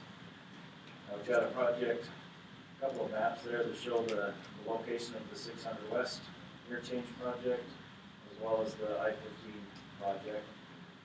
So we'd like to seek approval to add the $800,000 from the I-15 SR-73 to 123rd South project to the Bangor 600 West interchange project. Motion to approve. Been moved Second. and seconded that we approve this transfer of funds. Any further questions? All in favor? Aye. Opposed? Thank you, that's been approved. The next item is 5A-3. This is the I-80 State Street, the 1300 East project. This is a funding addition. During the February commission meeting, we requested and removed $4.65 million from this project, and it was needed to address the cost due to litigation of the Kmart slip ramp, which was on SR 154 Bangor Highway. The expenditures that we had shown in our system in EPM didn't reflect the expenditures that were in finance cost accounting for this project. We have a little diagram, I don't know if you looked at the next page back.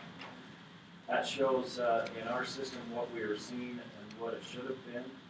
What had happened is in the finance system, there's different phasing that occurs and funding in those phasings. The O3C phasing was not showing up in our system. That typically doesn't happen, but for some reason it wasn't turned on, so we didn't see it and didn't know it wasn't correct when we were looking at our system. So that has been fixed, it's been changed, but because of that, we overtook the amount of money and we need to put some back. And so the amount of funding that we need to return back is $2.264446, just over $2.2 million. But it needs to come from a different location. And the recommended funding for this is from the SR85 Mountain View Corridor, 5400 South, 4100 South. Funding is available in this project. It's basically shrinking down their contingency amount, so they'll be a little bit tighter on their budget. May have to deal with this in the future, but right now that's what we can do. And so we'd like to seek approval to add the 2.264446.08 for the I-80 State Street to 1300 project. Move for approval.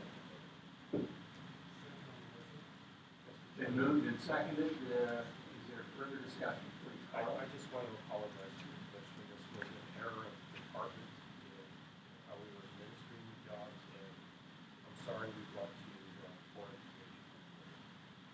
Well, this is perfect.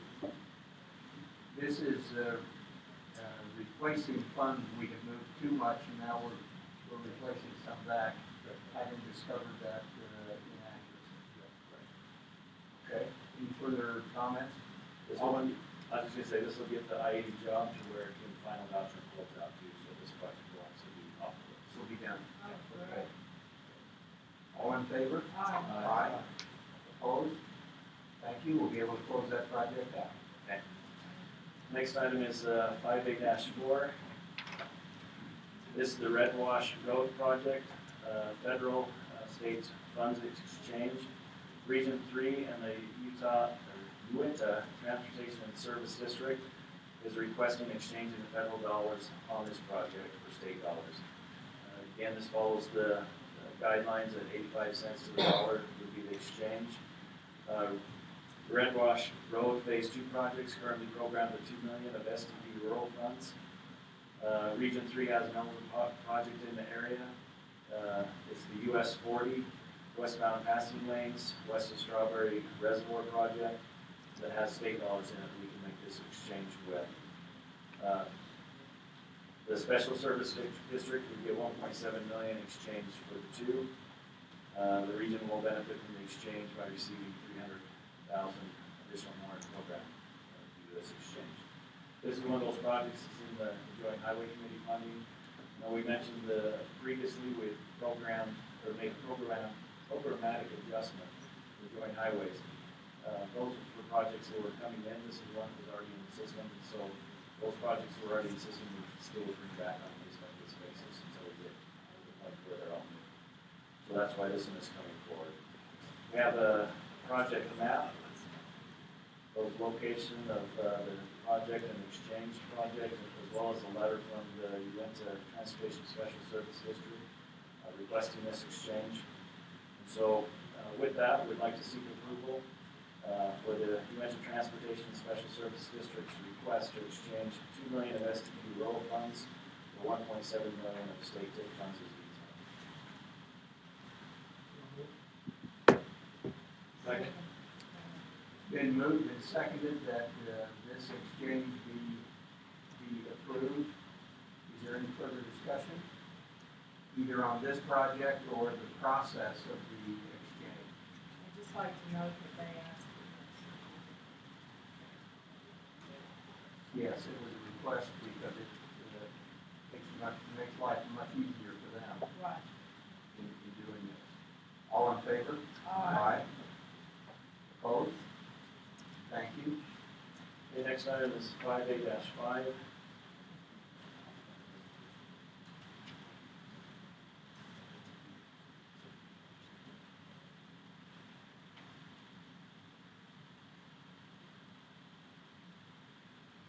So this one, I got a little bit of a presentation that graphically shows what is described in the fact sheet, so I thought we could just go ahead and show this presentation.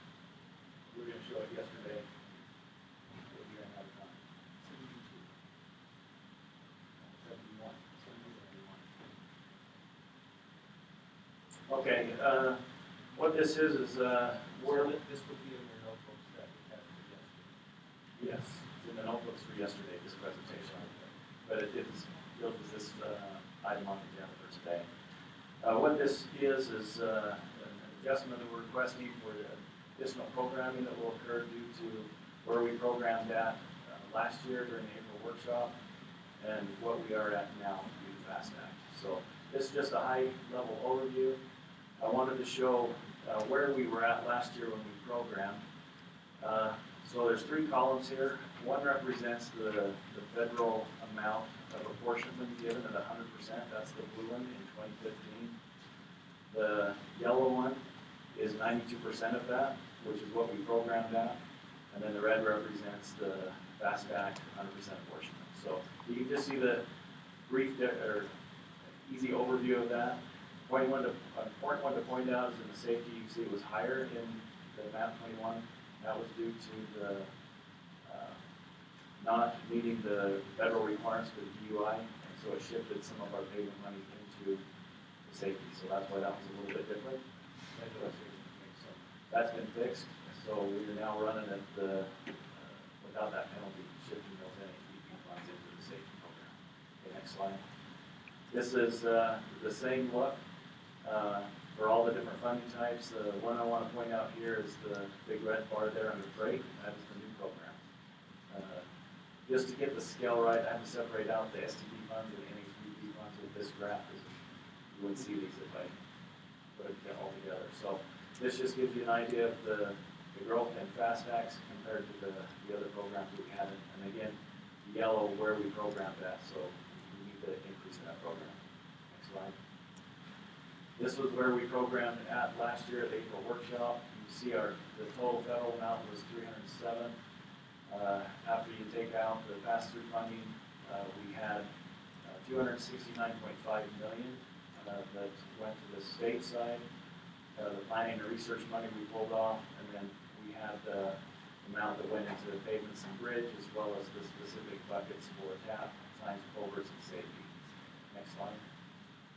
This is where we're at now with the FAST Act being passed. You see the federal amount now is up to $352.2 million.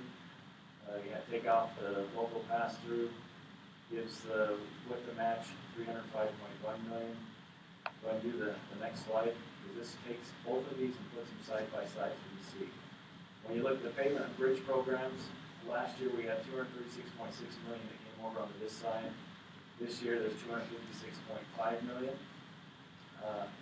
After you take off the money that goes to planning and research, you take out the $10.6 million for freight, the additional TAP, the additional safety money, that leaves that balance of $20 million that we need to program. So that is the amount that we'll be bringing back to the commission in April to program. So this is just information at this point in time.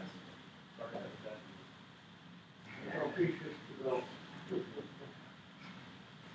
So I'm not going to read through what's in the FAST-Act or what's in this fact sheet. That basically is verbiage that describes what I just went through. And so you'll see this again at the April workshop with that additional $20 million that we'll looking to make recommendations on. All right, thank you very much. I think that concludes item number 5, but you're on for item number 6. Correct. Number 6 is some SIB requests. We had 2 requests come in. The first one that came in was from Escalante City. I should note that you have a sheet there, which is the balance sheet that shows the amount of funding that's available. See in the middle table there that shows there's just over $4.4 million of available balance that we could put out in SIB loans. That includes taking out those that we had approved previously. Right. Because we approved some here just this last month. Right, and so those are now in that mix. In fact, if they go to the bottom, you see, I think the last one that came in, St. George. St. George was the last one that came in. So yeah, they're in the mix, and that balance has been taken out. So the first request for a loan was from Escalante City. They're looking to get an SIB loan for $275,000. The city is also bringing in their own money of $300,000 to do some road work within their city. The total cost would be $575,000. The terms of this request, and there was a handout that went out. They did have it at 7 years. They wanted to change it to 5 years yesterday, so I made an update on that. Yeah. So that should be replaced. The interest rate is still at 1.83%. And what that is the length of term according to our guidelines, as well as the 5-year bond rate that I got from the Division of Finance. So it's the 0.5% added to the 0.08% of what the bond rate was for 5 year. There's an amortization chart that shows what they would eventually pay back as far as interest paid, as well as the user payments per year. Probably do both at the same time. So I'm going to go ahead and jump to Weber County's request. Weber County was looking for an SIB loan. They wanted more than what was available, so they said they would take whatever the balance was. So that's what their request is take the rest of that balance. And they have a project that they're putting $17 million in. This SIB loan would just supplement that funding. It's for work that would be done on the 12th Street in Ogden. Their request, the available balances left in the SIB is just over $4.1 million. Their interest rate was at the 10-year bond rate, because their term is 10, and so it added that additive as well, so it brought it to 2.9%. You've got an amortization chart that shows what the payment would be as well as the total interest that would be paid back. So we'd like to seek approval for both these SIVs to be approved.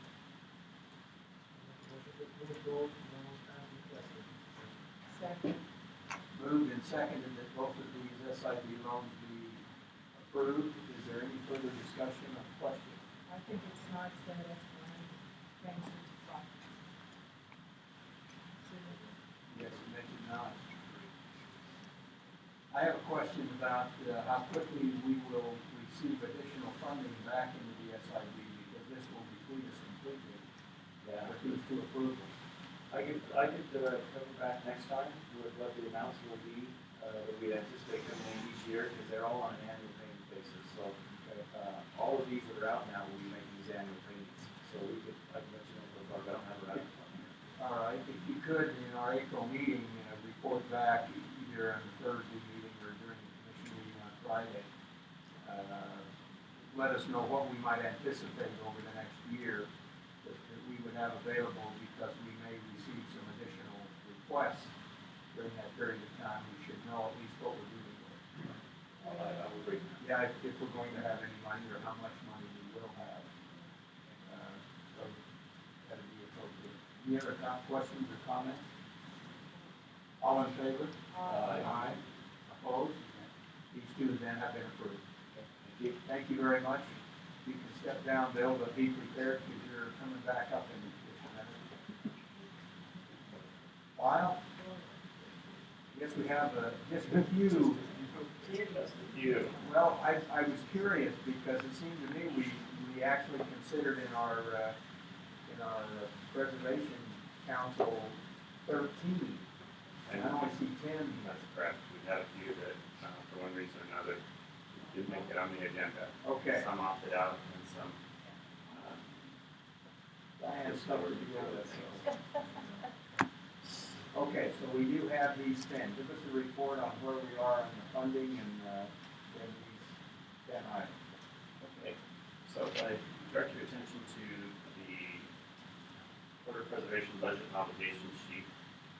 We start with a balance forward of $12.6 million. We received a fund reimbursement from the Mountain View Corridor payback in the amount of $6.6 million. We've also received revenue since December through March 2nd in the amount of $1.3 million. And then that's netted against the property purchases that are right there, 1, 2, 5 of them, totaling $8.1 million, which gives us a fund balance of $12.5 million. And you'll notice that first one, Viking Real Estate, also known as Buffalo Ranch, we had been obligated $6.6 million to make an offer to purchase that property. And between the time that you approved that amount and we made the offer, Davis County stepped up with their border preservation of $102 million for the aid participating in the purchase of this property, so that we can preserve it for the West Davis corridor. That reduced our obligation. That is correct.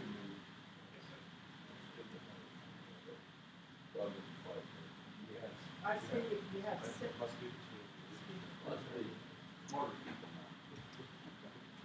right, so the next section is funds obligated but not yet dispersed. And there are 5 properties there totaling $3.5 million, which when they're subtracted from that fund balance of 12.5, goes in unobligated fund balance of $8.9 million.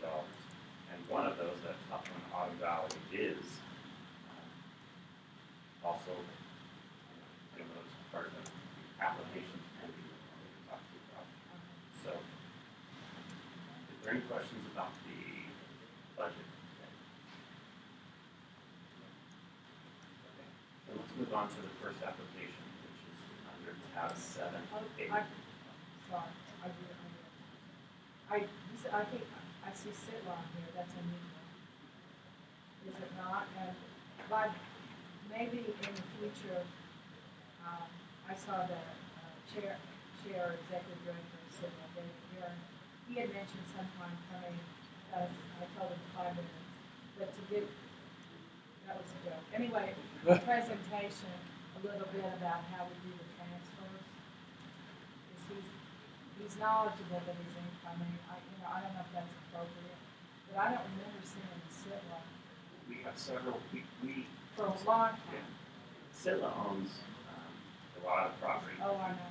And they've been doing a very active job over the years of trading, consolidating, selling, trying to maximize the benefit for the education fund that both these lands are reserved for.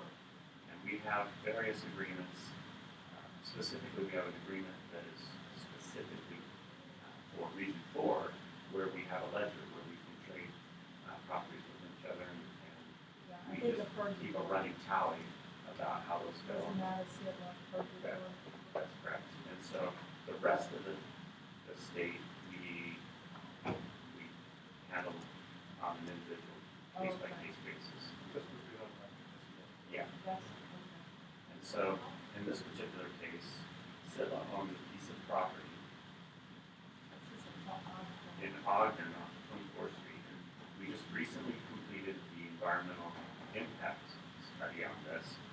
And basically it's changing the interchange there from a 2-legged interchange to a full 4-legged interchange. And in order to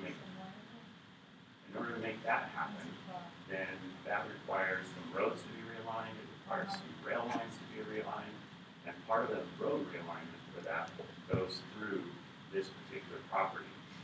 And they've been approached by a developer to purchase it. We've contacted them and let you know that we prefer that they sell to us so we can buy a fairground rather than try to buy buildings and deal with the occupants, and they've agreed. So. Thank you. I just thought it was unusual. And I know that. Maybe Mr. Chairman, Commissioner, this is probably Ogden City's type for a transportation. Right. So we have ramps where you can exit from the south, go northbound, and get on to the south, and get access from the north. It's really from Ogden City's perspective, this is how economic development. This is the entrance you take going into the heart of downtown. Yeah, coming from the north, you can't get there on, you would go to 12th Street, right? So this is a really big deal for them. It's probably a $80 million interchange, so it's a big step in progress, right? So making progress on this, I think, will show us how to do it. No, that's perfect. Thank you, Donna, for that explanation. My pleasure. And again, we frequently trade properties with them, and we frequently purchase properties with them based on the case-by-case analysis of what's happening. In this particular case, we are electing to pursue authorization, $610,000 to purchase these 4.7 acres and preserve it for this future project. It went through the advisory council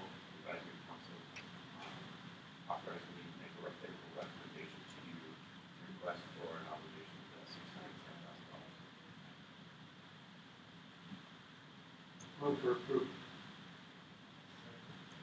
Moved and seconded that this purchase be made in Ogden. Any further discussion or comment? All in favor? Aye. Opposed? Thank you, that passes. Thank you. The next application I'd like to put in front of for your review is 7B, and it's on the West Davis corridor. It is a single-family residence in Kaysville, and it is not on the preferred alignment. It's a quarter-acre lot. The home is 4,300 square feet.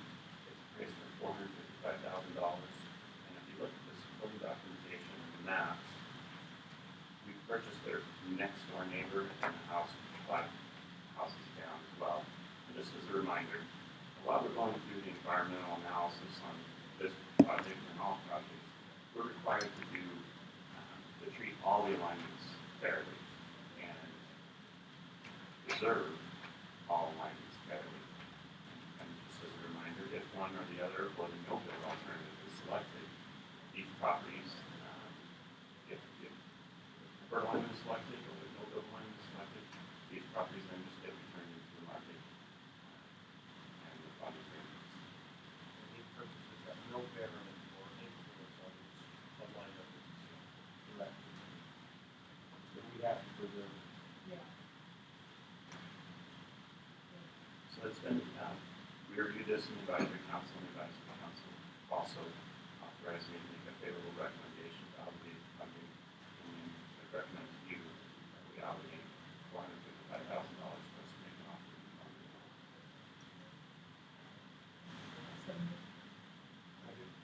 Been moved and seconded that this additional acquisition be approved. Any further discussion?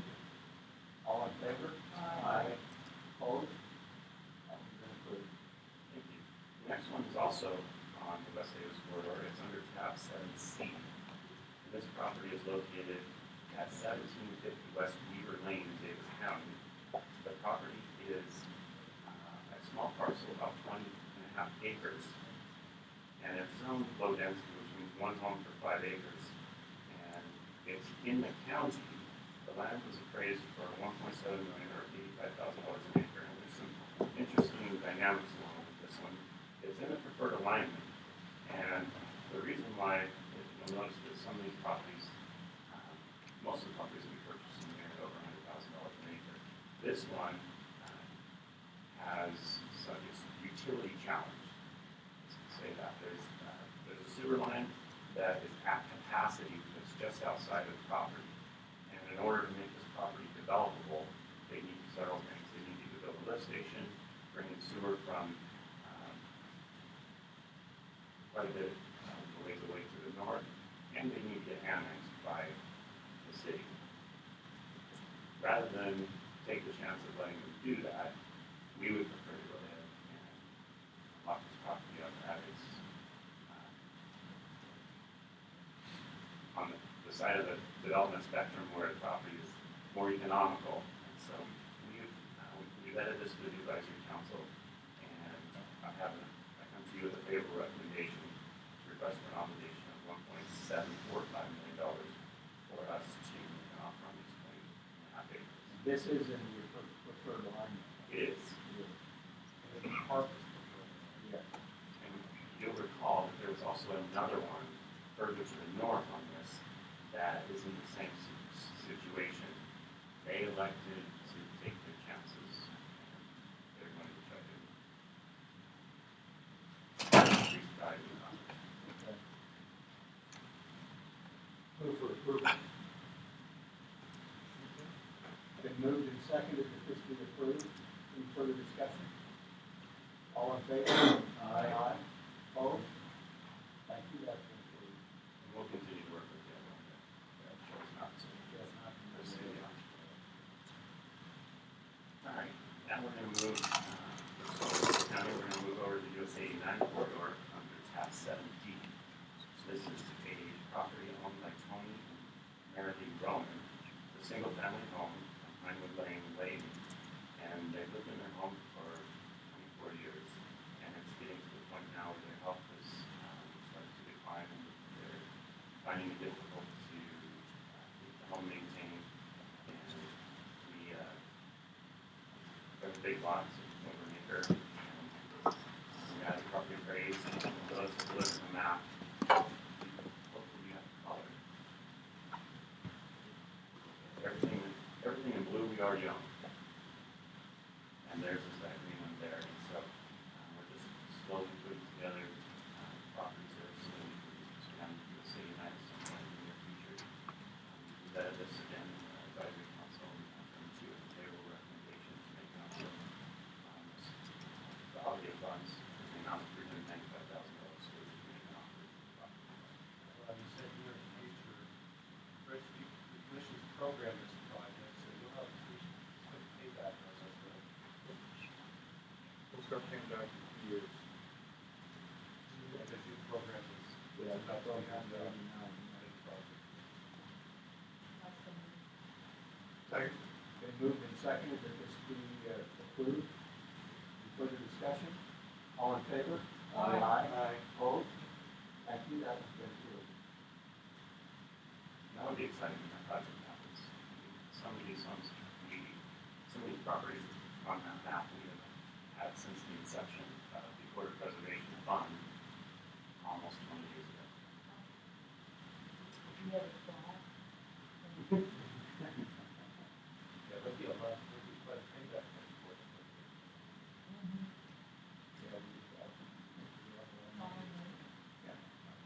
The next tab is 7E, also on US 89, on east side in Layton.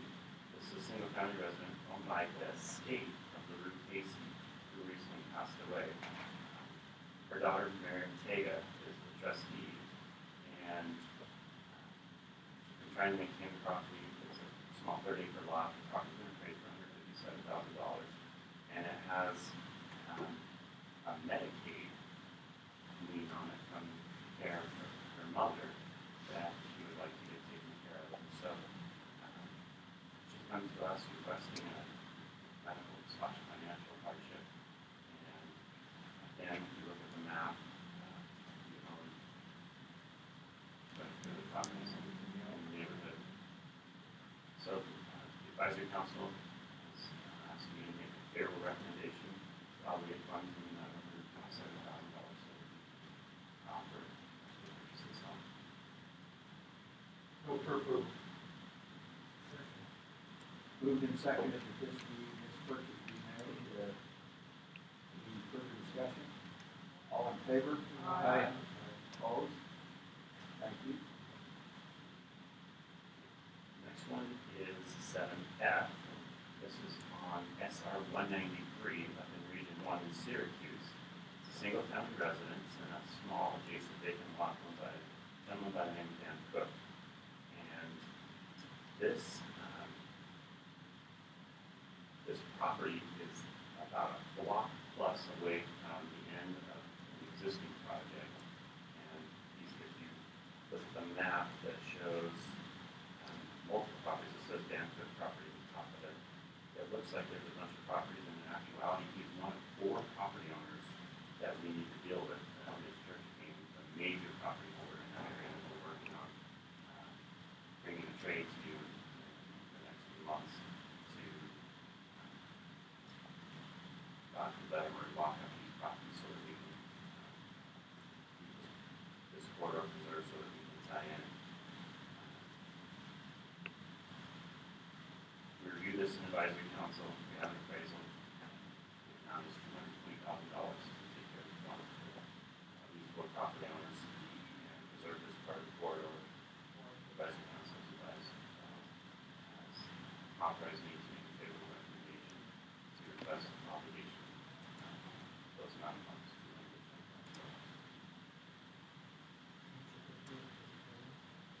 Second. Moved and seconded that this be approved. Further discussion? All in favor? Aye. Opposed? Thank you, that's approved. Okay, now we're getting into the more interesting ones. We're going to go down to Region 3 now, and SR 73, and this is the one that I referenced earlier, where you have already, in October 2014, authorized an amount of funding for us to make an offer on this property. At the time, we were attempting to prevent imminent development, and we came to you, if you'll recall, MAG, the Mountain Line Association of Governments, had offered to participate in $1.2 million to purchase this property, and we were to bring, you authorized $369,000. In the interim, the property owner took advantage of his rights as a property owner to plat and subdivide the property, creating additional value. So we reappraised it, and the property value has gone up $496,000. Again, while it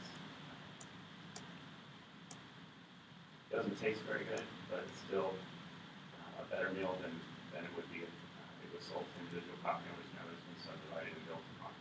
And MAG is still willing to put their $1.2 million towards purchasing the property, so our obligation increases another $500,000, but it's still less than 50% of the value of the property that the fund is requesting to take care of. This property being the bank for the future project. It's getting, I was talking to Terry this week before, we're getting a lot of development pressure in that area. Just for background's sake, that area is right where the Mountain View corridor, SR 73, and Pioneer Crossing all converge within a few blocks of that area, and it's creating with that connection to the Pioneer Crossing extension is creating a ton of development activity. The development arm of the LDS Church is doing a lot of really good economic development type things that is having ancillary effects on all the ripple effect on properties around it. So we're trying to get out ahead of that as best we can. For that reason, we covered in the advisory council, and I do have a favorable recommendation to ask you for an additional $496,000 so that we can purchase this property. We're not going to move development further. Is this going to put a precedent for the future only for developers to available local demand and so that we should allow them to Precedent has already been set for decades. It really demonstrates the value of this fund. Yeah.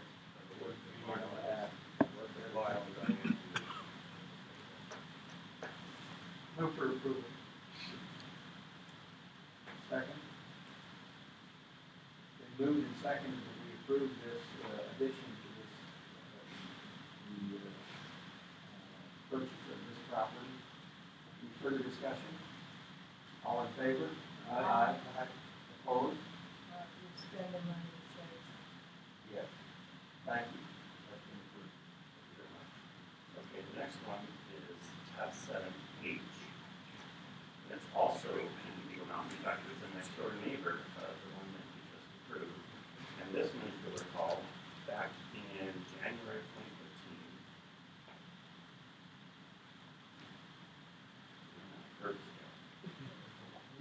Our nine view.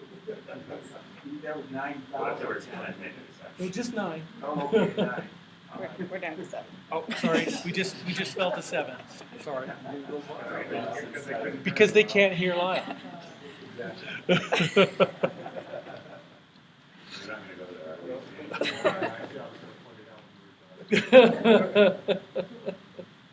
I don't have anybody to blame except for Diane.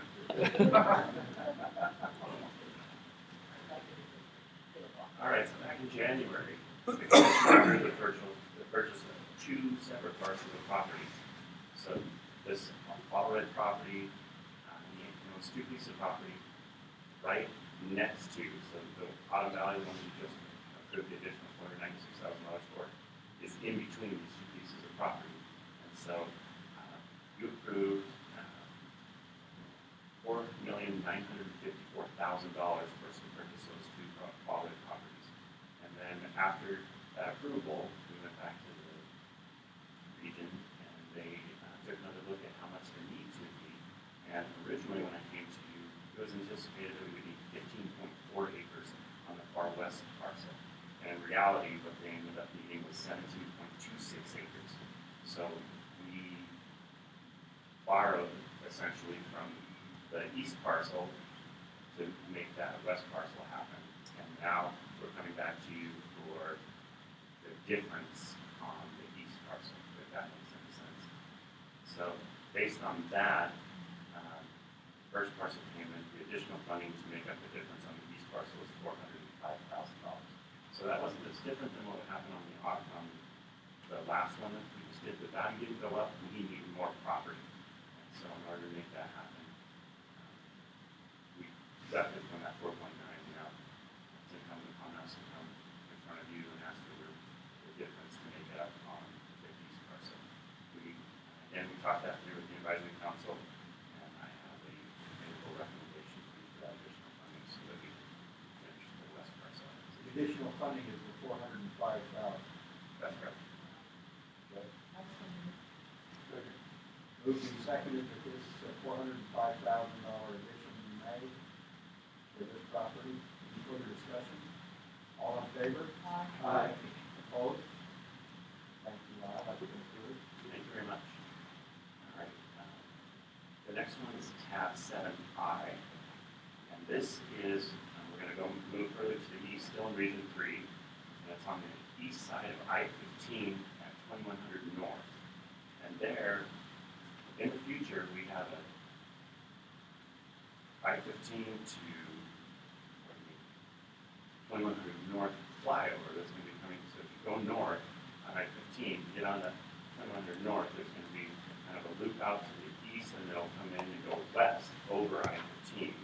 And various times over the last years, we have come before you to ask for money to preserve property, to make sure that we can do that. If you look at the map, you'll see there's, it says Anderson J. Reed, Jessica L.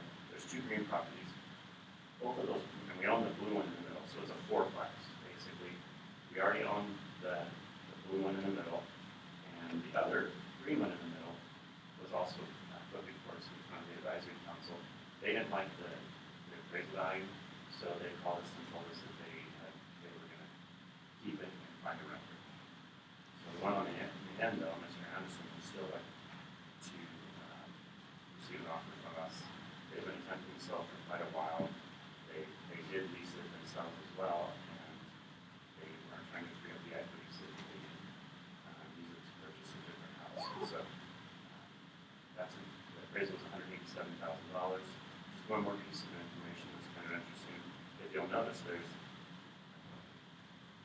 an eightplex there, those blue. It never got built.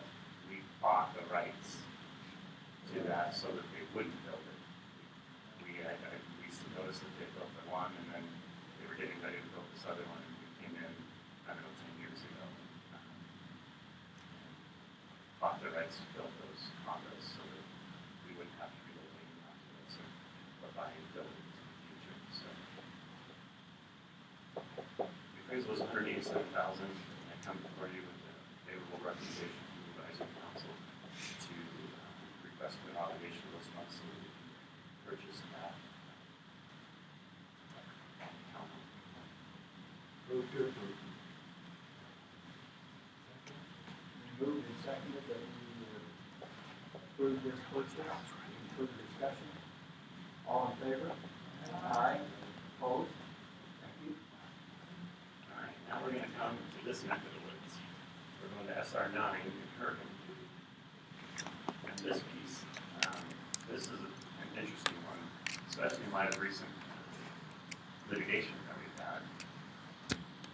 This property is located 6200 West, SR9 in Hurricane. It's a vacant land owned by an LLC called Gateway Commercial Center. The property is 42.5 acres, and it has one gated access to SR9. SR9 is intended to be a no-access facility. So we've come before you over the last couple of years purchasing properties, finding up accesses, and in this particular case, all they want to do is close the access. They have an access onto this, to these 43 acres, and then we need to come back later and get it. It would be cost prohibitive. So we met with the folks, we got an appraisal, we came out to $1 million to close the access. And just as some background about what access is like. We recently closed the Kmart access on 5400 Bangor. All we did, we didn't take it into property. They have their own access onto Bangor. We took it away. We went to court. It took several years. We went all the way to the Supreme Court actually, and came back down and finally we had the valuation trial. And we ended up paying $7 million to shut down that access. That's how much value accesses have to state highways in certain cases. In this particular case, taking the access will take away their highway commercial viability and will change the property to more of an industrial type of property because they'll have to access it from behind. So that's why we're looking at a price tag of $1 million. The price tag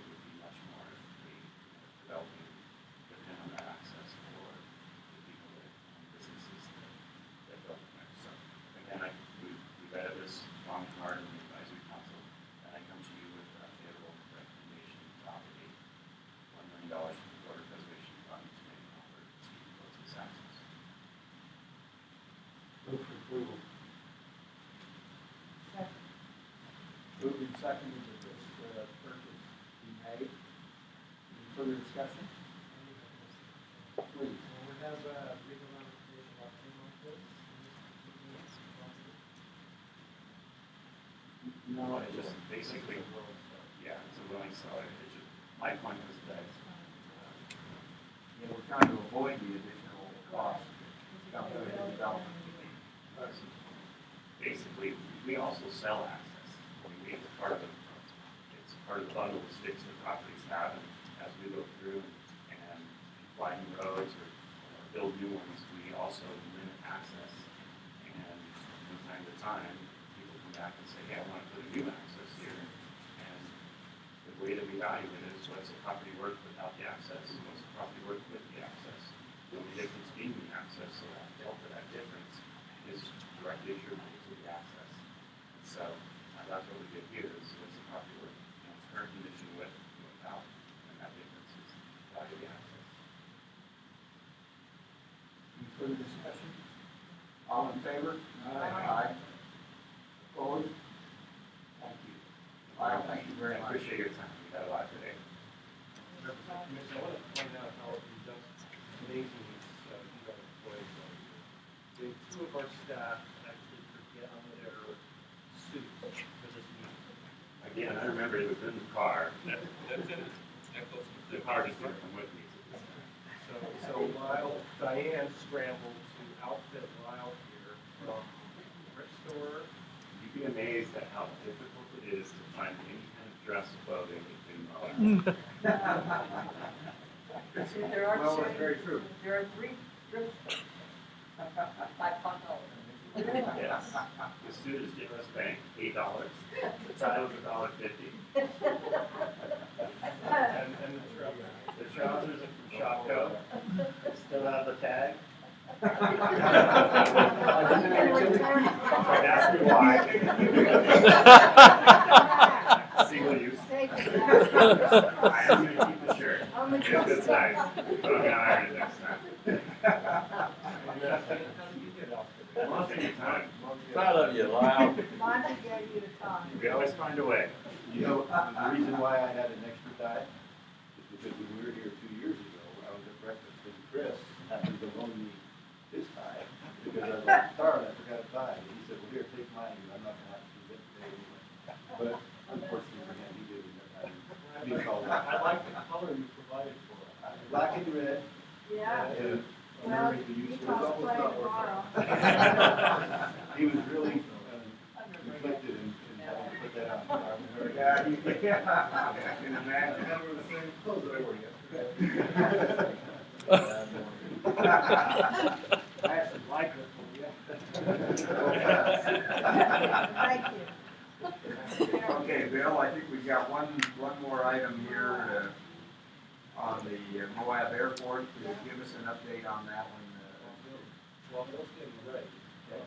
Had a conversation about the state infrastructure program. Yes. Concern about it. And the statute allows the commission to capitalize that day with other funds that are provided, with funds that are provided to the department. So you have options in the future if you chose to capitalize it. Besides just the payments coming back. So if the city comes in with And it was something very compelling, and there was funds available. We could allocate some funds to that. that's good to know. Okay, since we're down Moab, I thought it would be good to go ahead and do an update on the Moab Airport. There's been some This is recent, the closest we'll be. as close as will be. There have been some recent developments that occurred at the airport. Go ahead to the next slide. So the Moab Airport's located just off the right-hand side of the road. So you can come into Moab. I don't know what the mileage is. About 18 miles. A little bit away there. But anyways, do the next slide. That's you.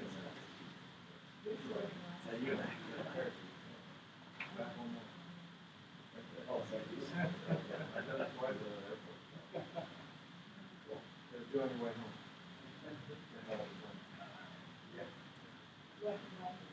All right, some background. The Moab Airport has seen significant growth recently.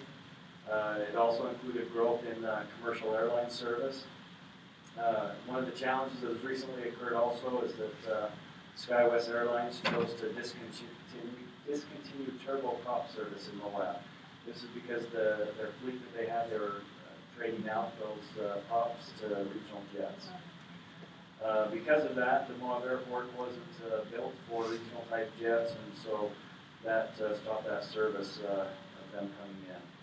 FAA standards required a 100-foot runway for regional jets. Moab was at 75. Good news on this is that FAA, the county, and UDOT have partnered to make upgrades to the airport to accommodate these regional jets. And once the upgrades are completed, it's anticipated that commercial jet service to Moab will be made available again. This is the key point, is that the higher passenger enplanements will follow with this commercial service and will add some additional economic benefit to Moab Airport. Right now they receive $150,000 in FAA funds because they're just under that 10,000 enplanements. Once they bump above that 10,000 enplanements, they get $1 million, so it's a big deal to them. Next slide. So here you can see the growth. It was sad to me, at least sad to me, that the time that the regional jets dropped off was right before they hit that point of reaching that 10,000.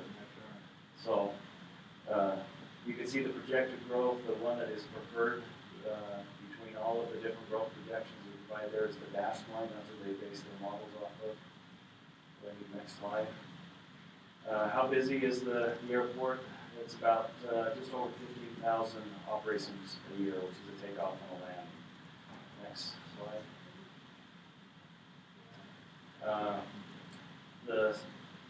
Right now, the current is I hope I get this all right, is a B2, and the proposed they want to get to is a Class C2, which will allow those regional jets. Next slide. Current proposed project improvements for the C2 design, yes, C2, is to widen the runway, strengthen the pavement, and bring the taxiway connectors to proposed FAA standards. Go ahead and next slide. This is the current design, which is underway. Next slide. I just want to go over what kind of the schedule is for Moab. And then we have Doug Hill is here as well. He's the Moab airport manager, and he can answer any questions if we need to. But right now we've got 2015 taxiway lighting. It's underway. The master plan has been completed in 2015. Environmental dock, 2015 to 2016 is currently underway. And then the runway upgrades anticipated to start in fall of 2016. So it's good news for Moab Airport. Yeah. Questions? Mr. Dudley. Thank you for comment, please. Thank you for being here. Absolutely, thank you for coming down. Any questions we have for the airport? Saw a couple of jets on there, so they're landing even on the shorter runway. We do have, our runway length is not the issue. It really comes down to strength and width. And the jets that are actually out there right now are larger than, or comparable in size to the commercial aircraft. The difference being weight. They're actually heavier than what the runway is designed for. However, they're landing at their own rates. And obviously an airline will have to have specific requirements. And you're not going to have just any aircraft landing. It's going to have to meet very specific requirements. When you strengthen the runway, what's that involved? Just more layers of asphalt or? Well, what the project we're working towards is a strengthening and a widening of it. So we'll widen out 12.5 feet on either side. We'll actually grind off the top portion of the asphalt and then overlay it so it becomes the existing asphalt becomes thicker as well. So that's where you get the extra strength in that. Right now it's rated 25,000 pounds, and we're looking to go to about 75,000 pounds. Now, how soon do you think you would be able to get to the 10,000 planes? We were at 9,274. Wow, So ideally within the first year. Those funds do come on delays based off of a calendar year account, and it's funded on the next fiscal federal year. So even if it, for example, we had made that number in 2015, those funds would become available to October 2016. We very much believe that with that increase, we will have increased traffic. What is the cost for it? With the regional jet, well, we can only hypothesize because we don't have it. We are part of the Essential Air Service program, which makes us slightly different. There are multiple communities in Utah that are associated with Essential Air Service. In 1978, airlines were deregulated. It became not a good financial decision for airports to serve small communities. The government created a subsidy program. So with that subsidy, it costs the end user about $100 a month. So we have a new temporary, our newest contract, after SkyWest left, we developed Department of Transportation, Federal Department of Transportation, established a contract with Great Lakes Airlines to provide service. Unfortunately, they never showed up. So they were going to go out of Denver. So over this last winter, we've established yet another Essential Air Service contract with the Department of Transportation with a company called Boutique Air. We hope to have them start up in the next 2 to 4 weeks, and they will be providing service in smaller aircraft, but daily service to Denver and Salt Lake at a cost of about $100 each run.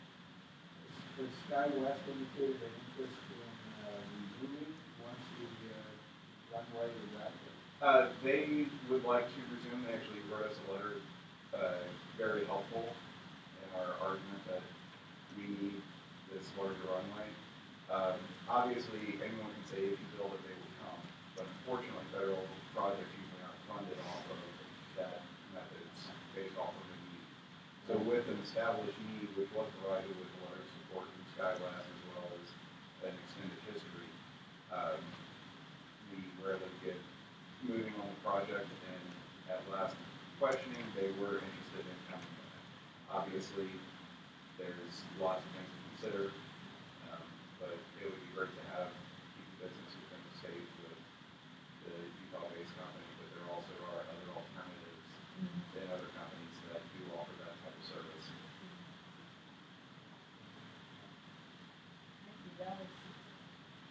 Thank you. Any other questions about the airport? Build it and we'll come. Build it. Give me a mile of road and I can go a mile. Give me a mile of runway and I can go anywhere. So, there you go. Thank you very much. Thank you.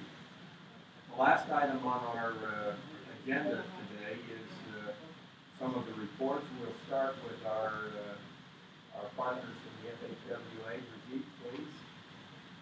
Always good to have you with us. It was good to have you with us yesterday as well. Thank you for including me, I appreciate it. I guess I'll start with the good news is our upper leadership is fully in place.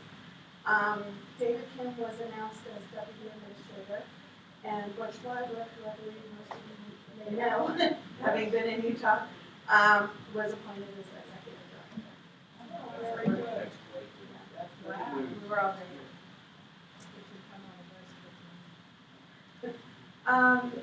The other thing that happened this week, the long-awaited Highway Safety Improvement Program and Safety Performance Management Measures final rules were published in the Federal Register. They'll take effect on April 14th. The Safety Performance Measures final rule outlines 5 metrics that states will need to develop targets for in the near future. And the rule spells out those guidelines for accomplishing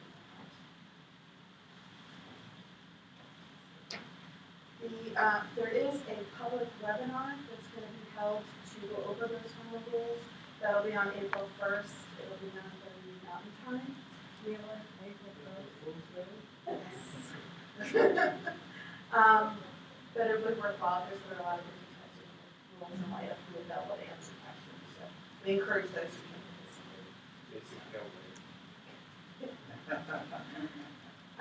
And then the last couple items, we touched on them briefly yesterday, but just reminders that grants applications for the fast lane is due April 14th, and for Tiger projects, April 29th.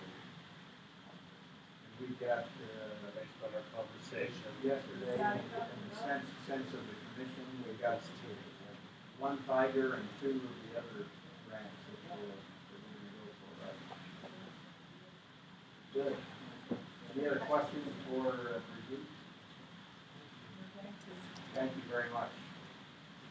Well, let's get some commission reports then on activity. Danny? Okay, first I'd like to ask a question of Jed. Yes. You say the jets that are landing out there now landing at their own risk? Depending on the size of the aircraft.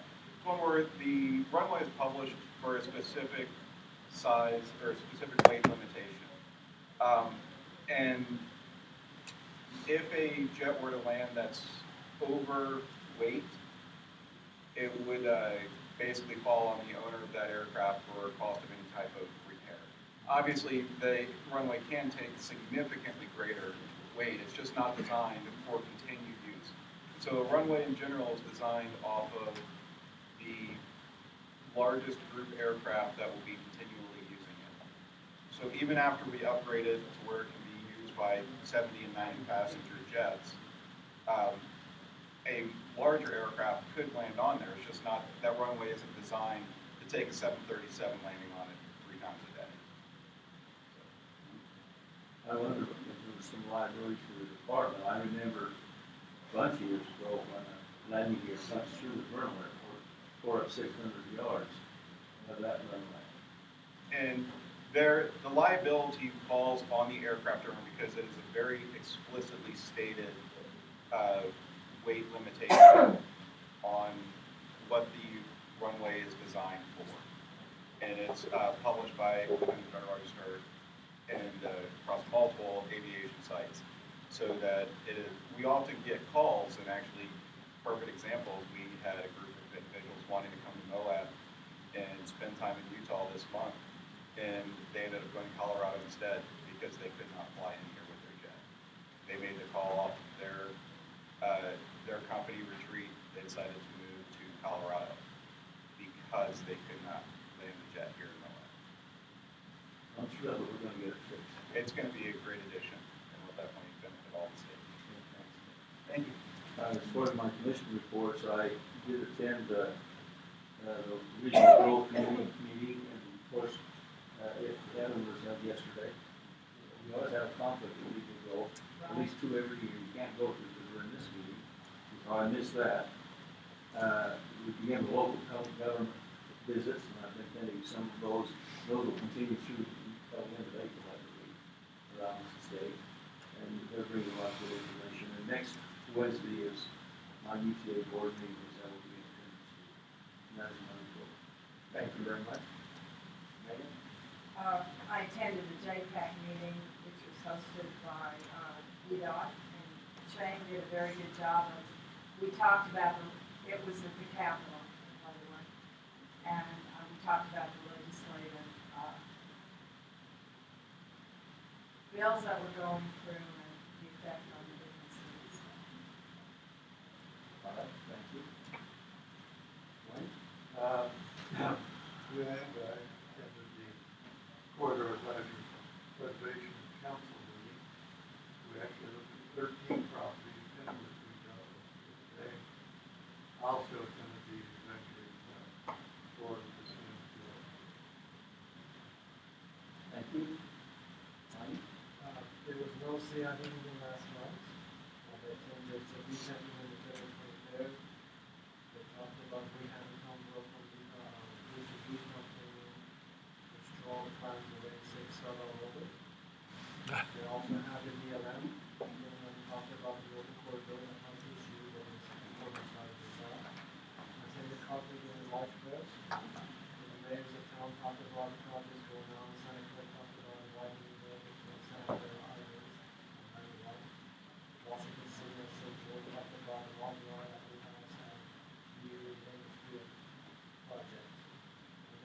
want to thank the commission for this idea.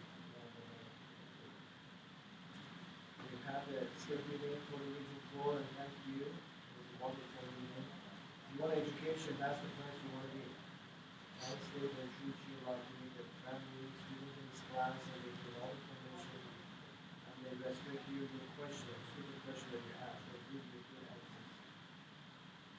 The last of that, we have the dignitaries from the new dot, Bill, Dave, and then of course we have the rest attended the venue and I. Boy, that was a great deal. And of course, Carlos mentioned that Nathan has really improved in quite a short time. And we can learn about the past. I don't know why he was surprised. When I started a few years ago, Nathan was Region 4, and I got him all the notes.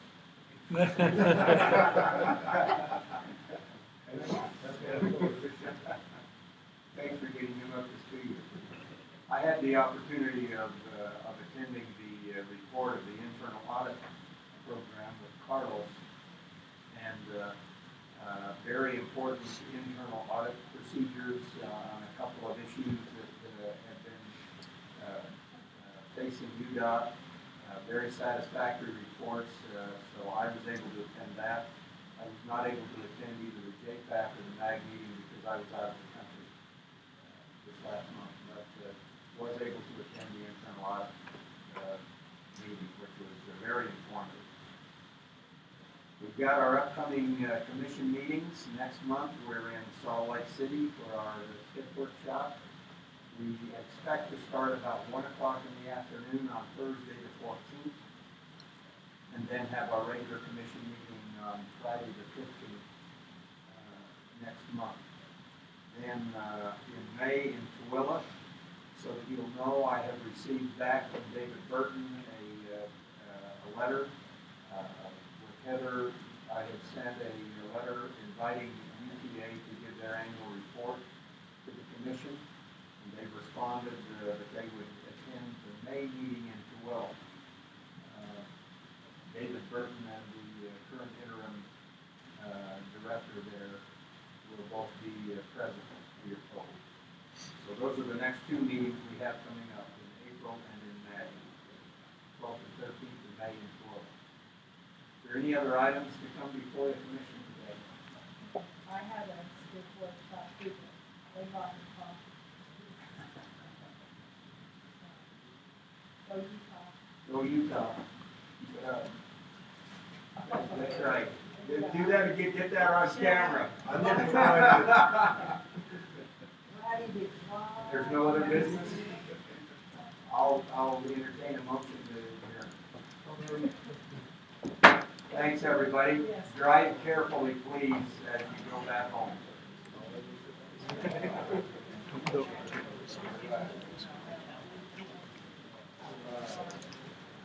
Did you do it?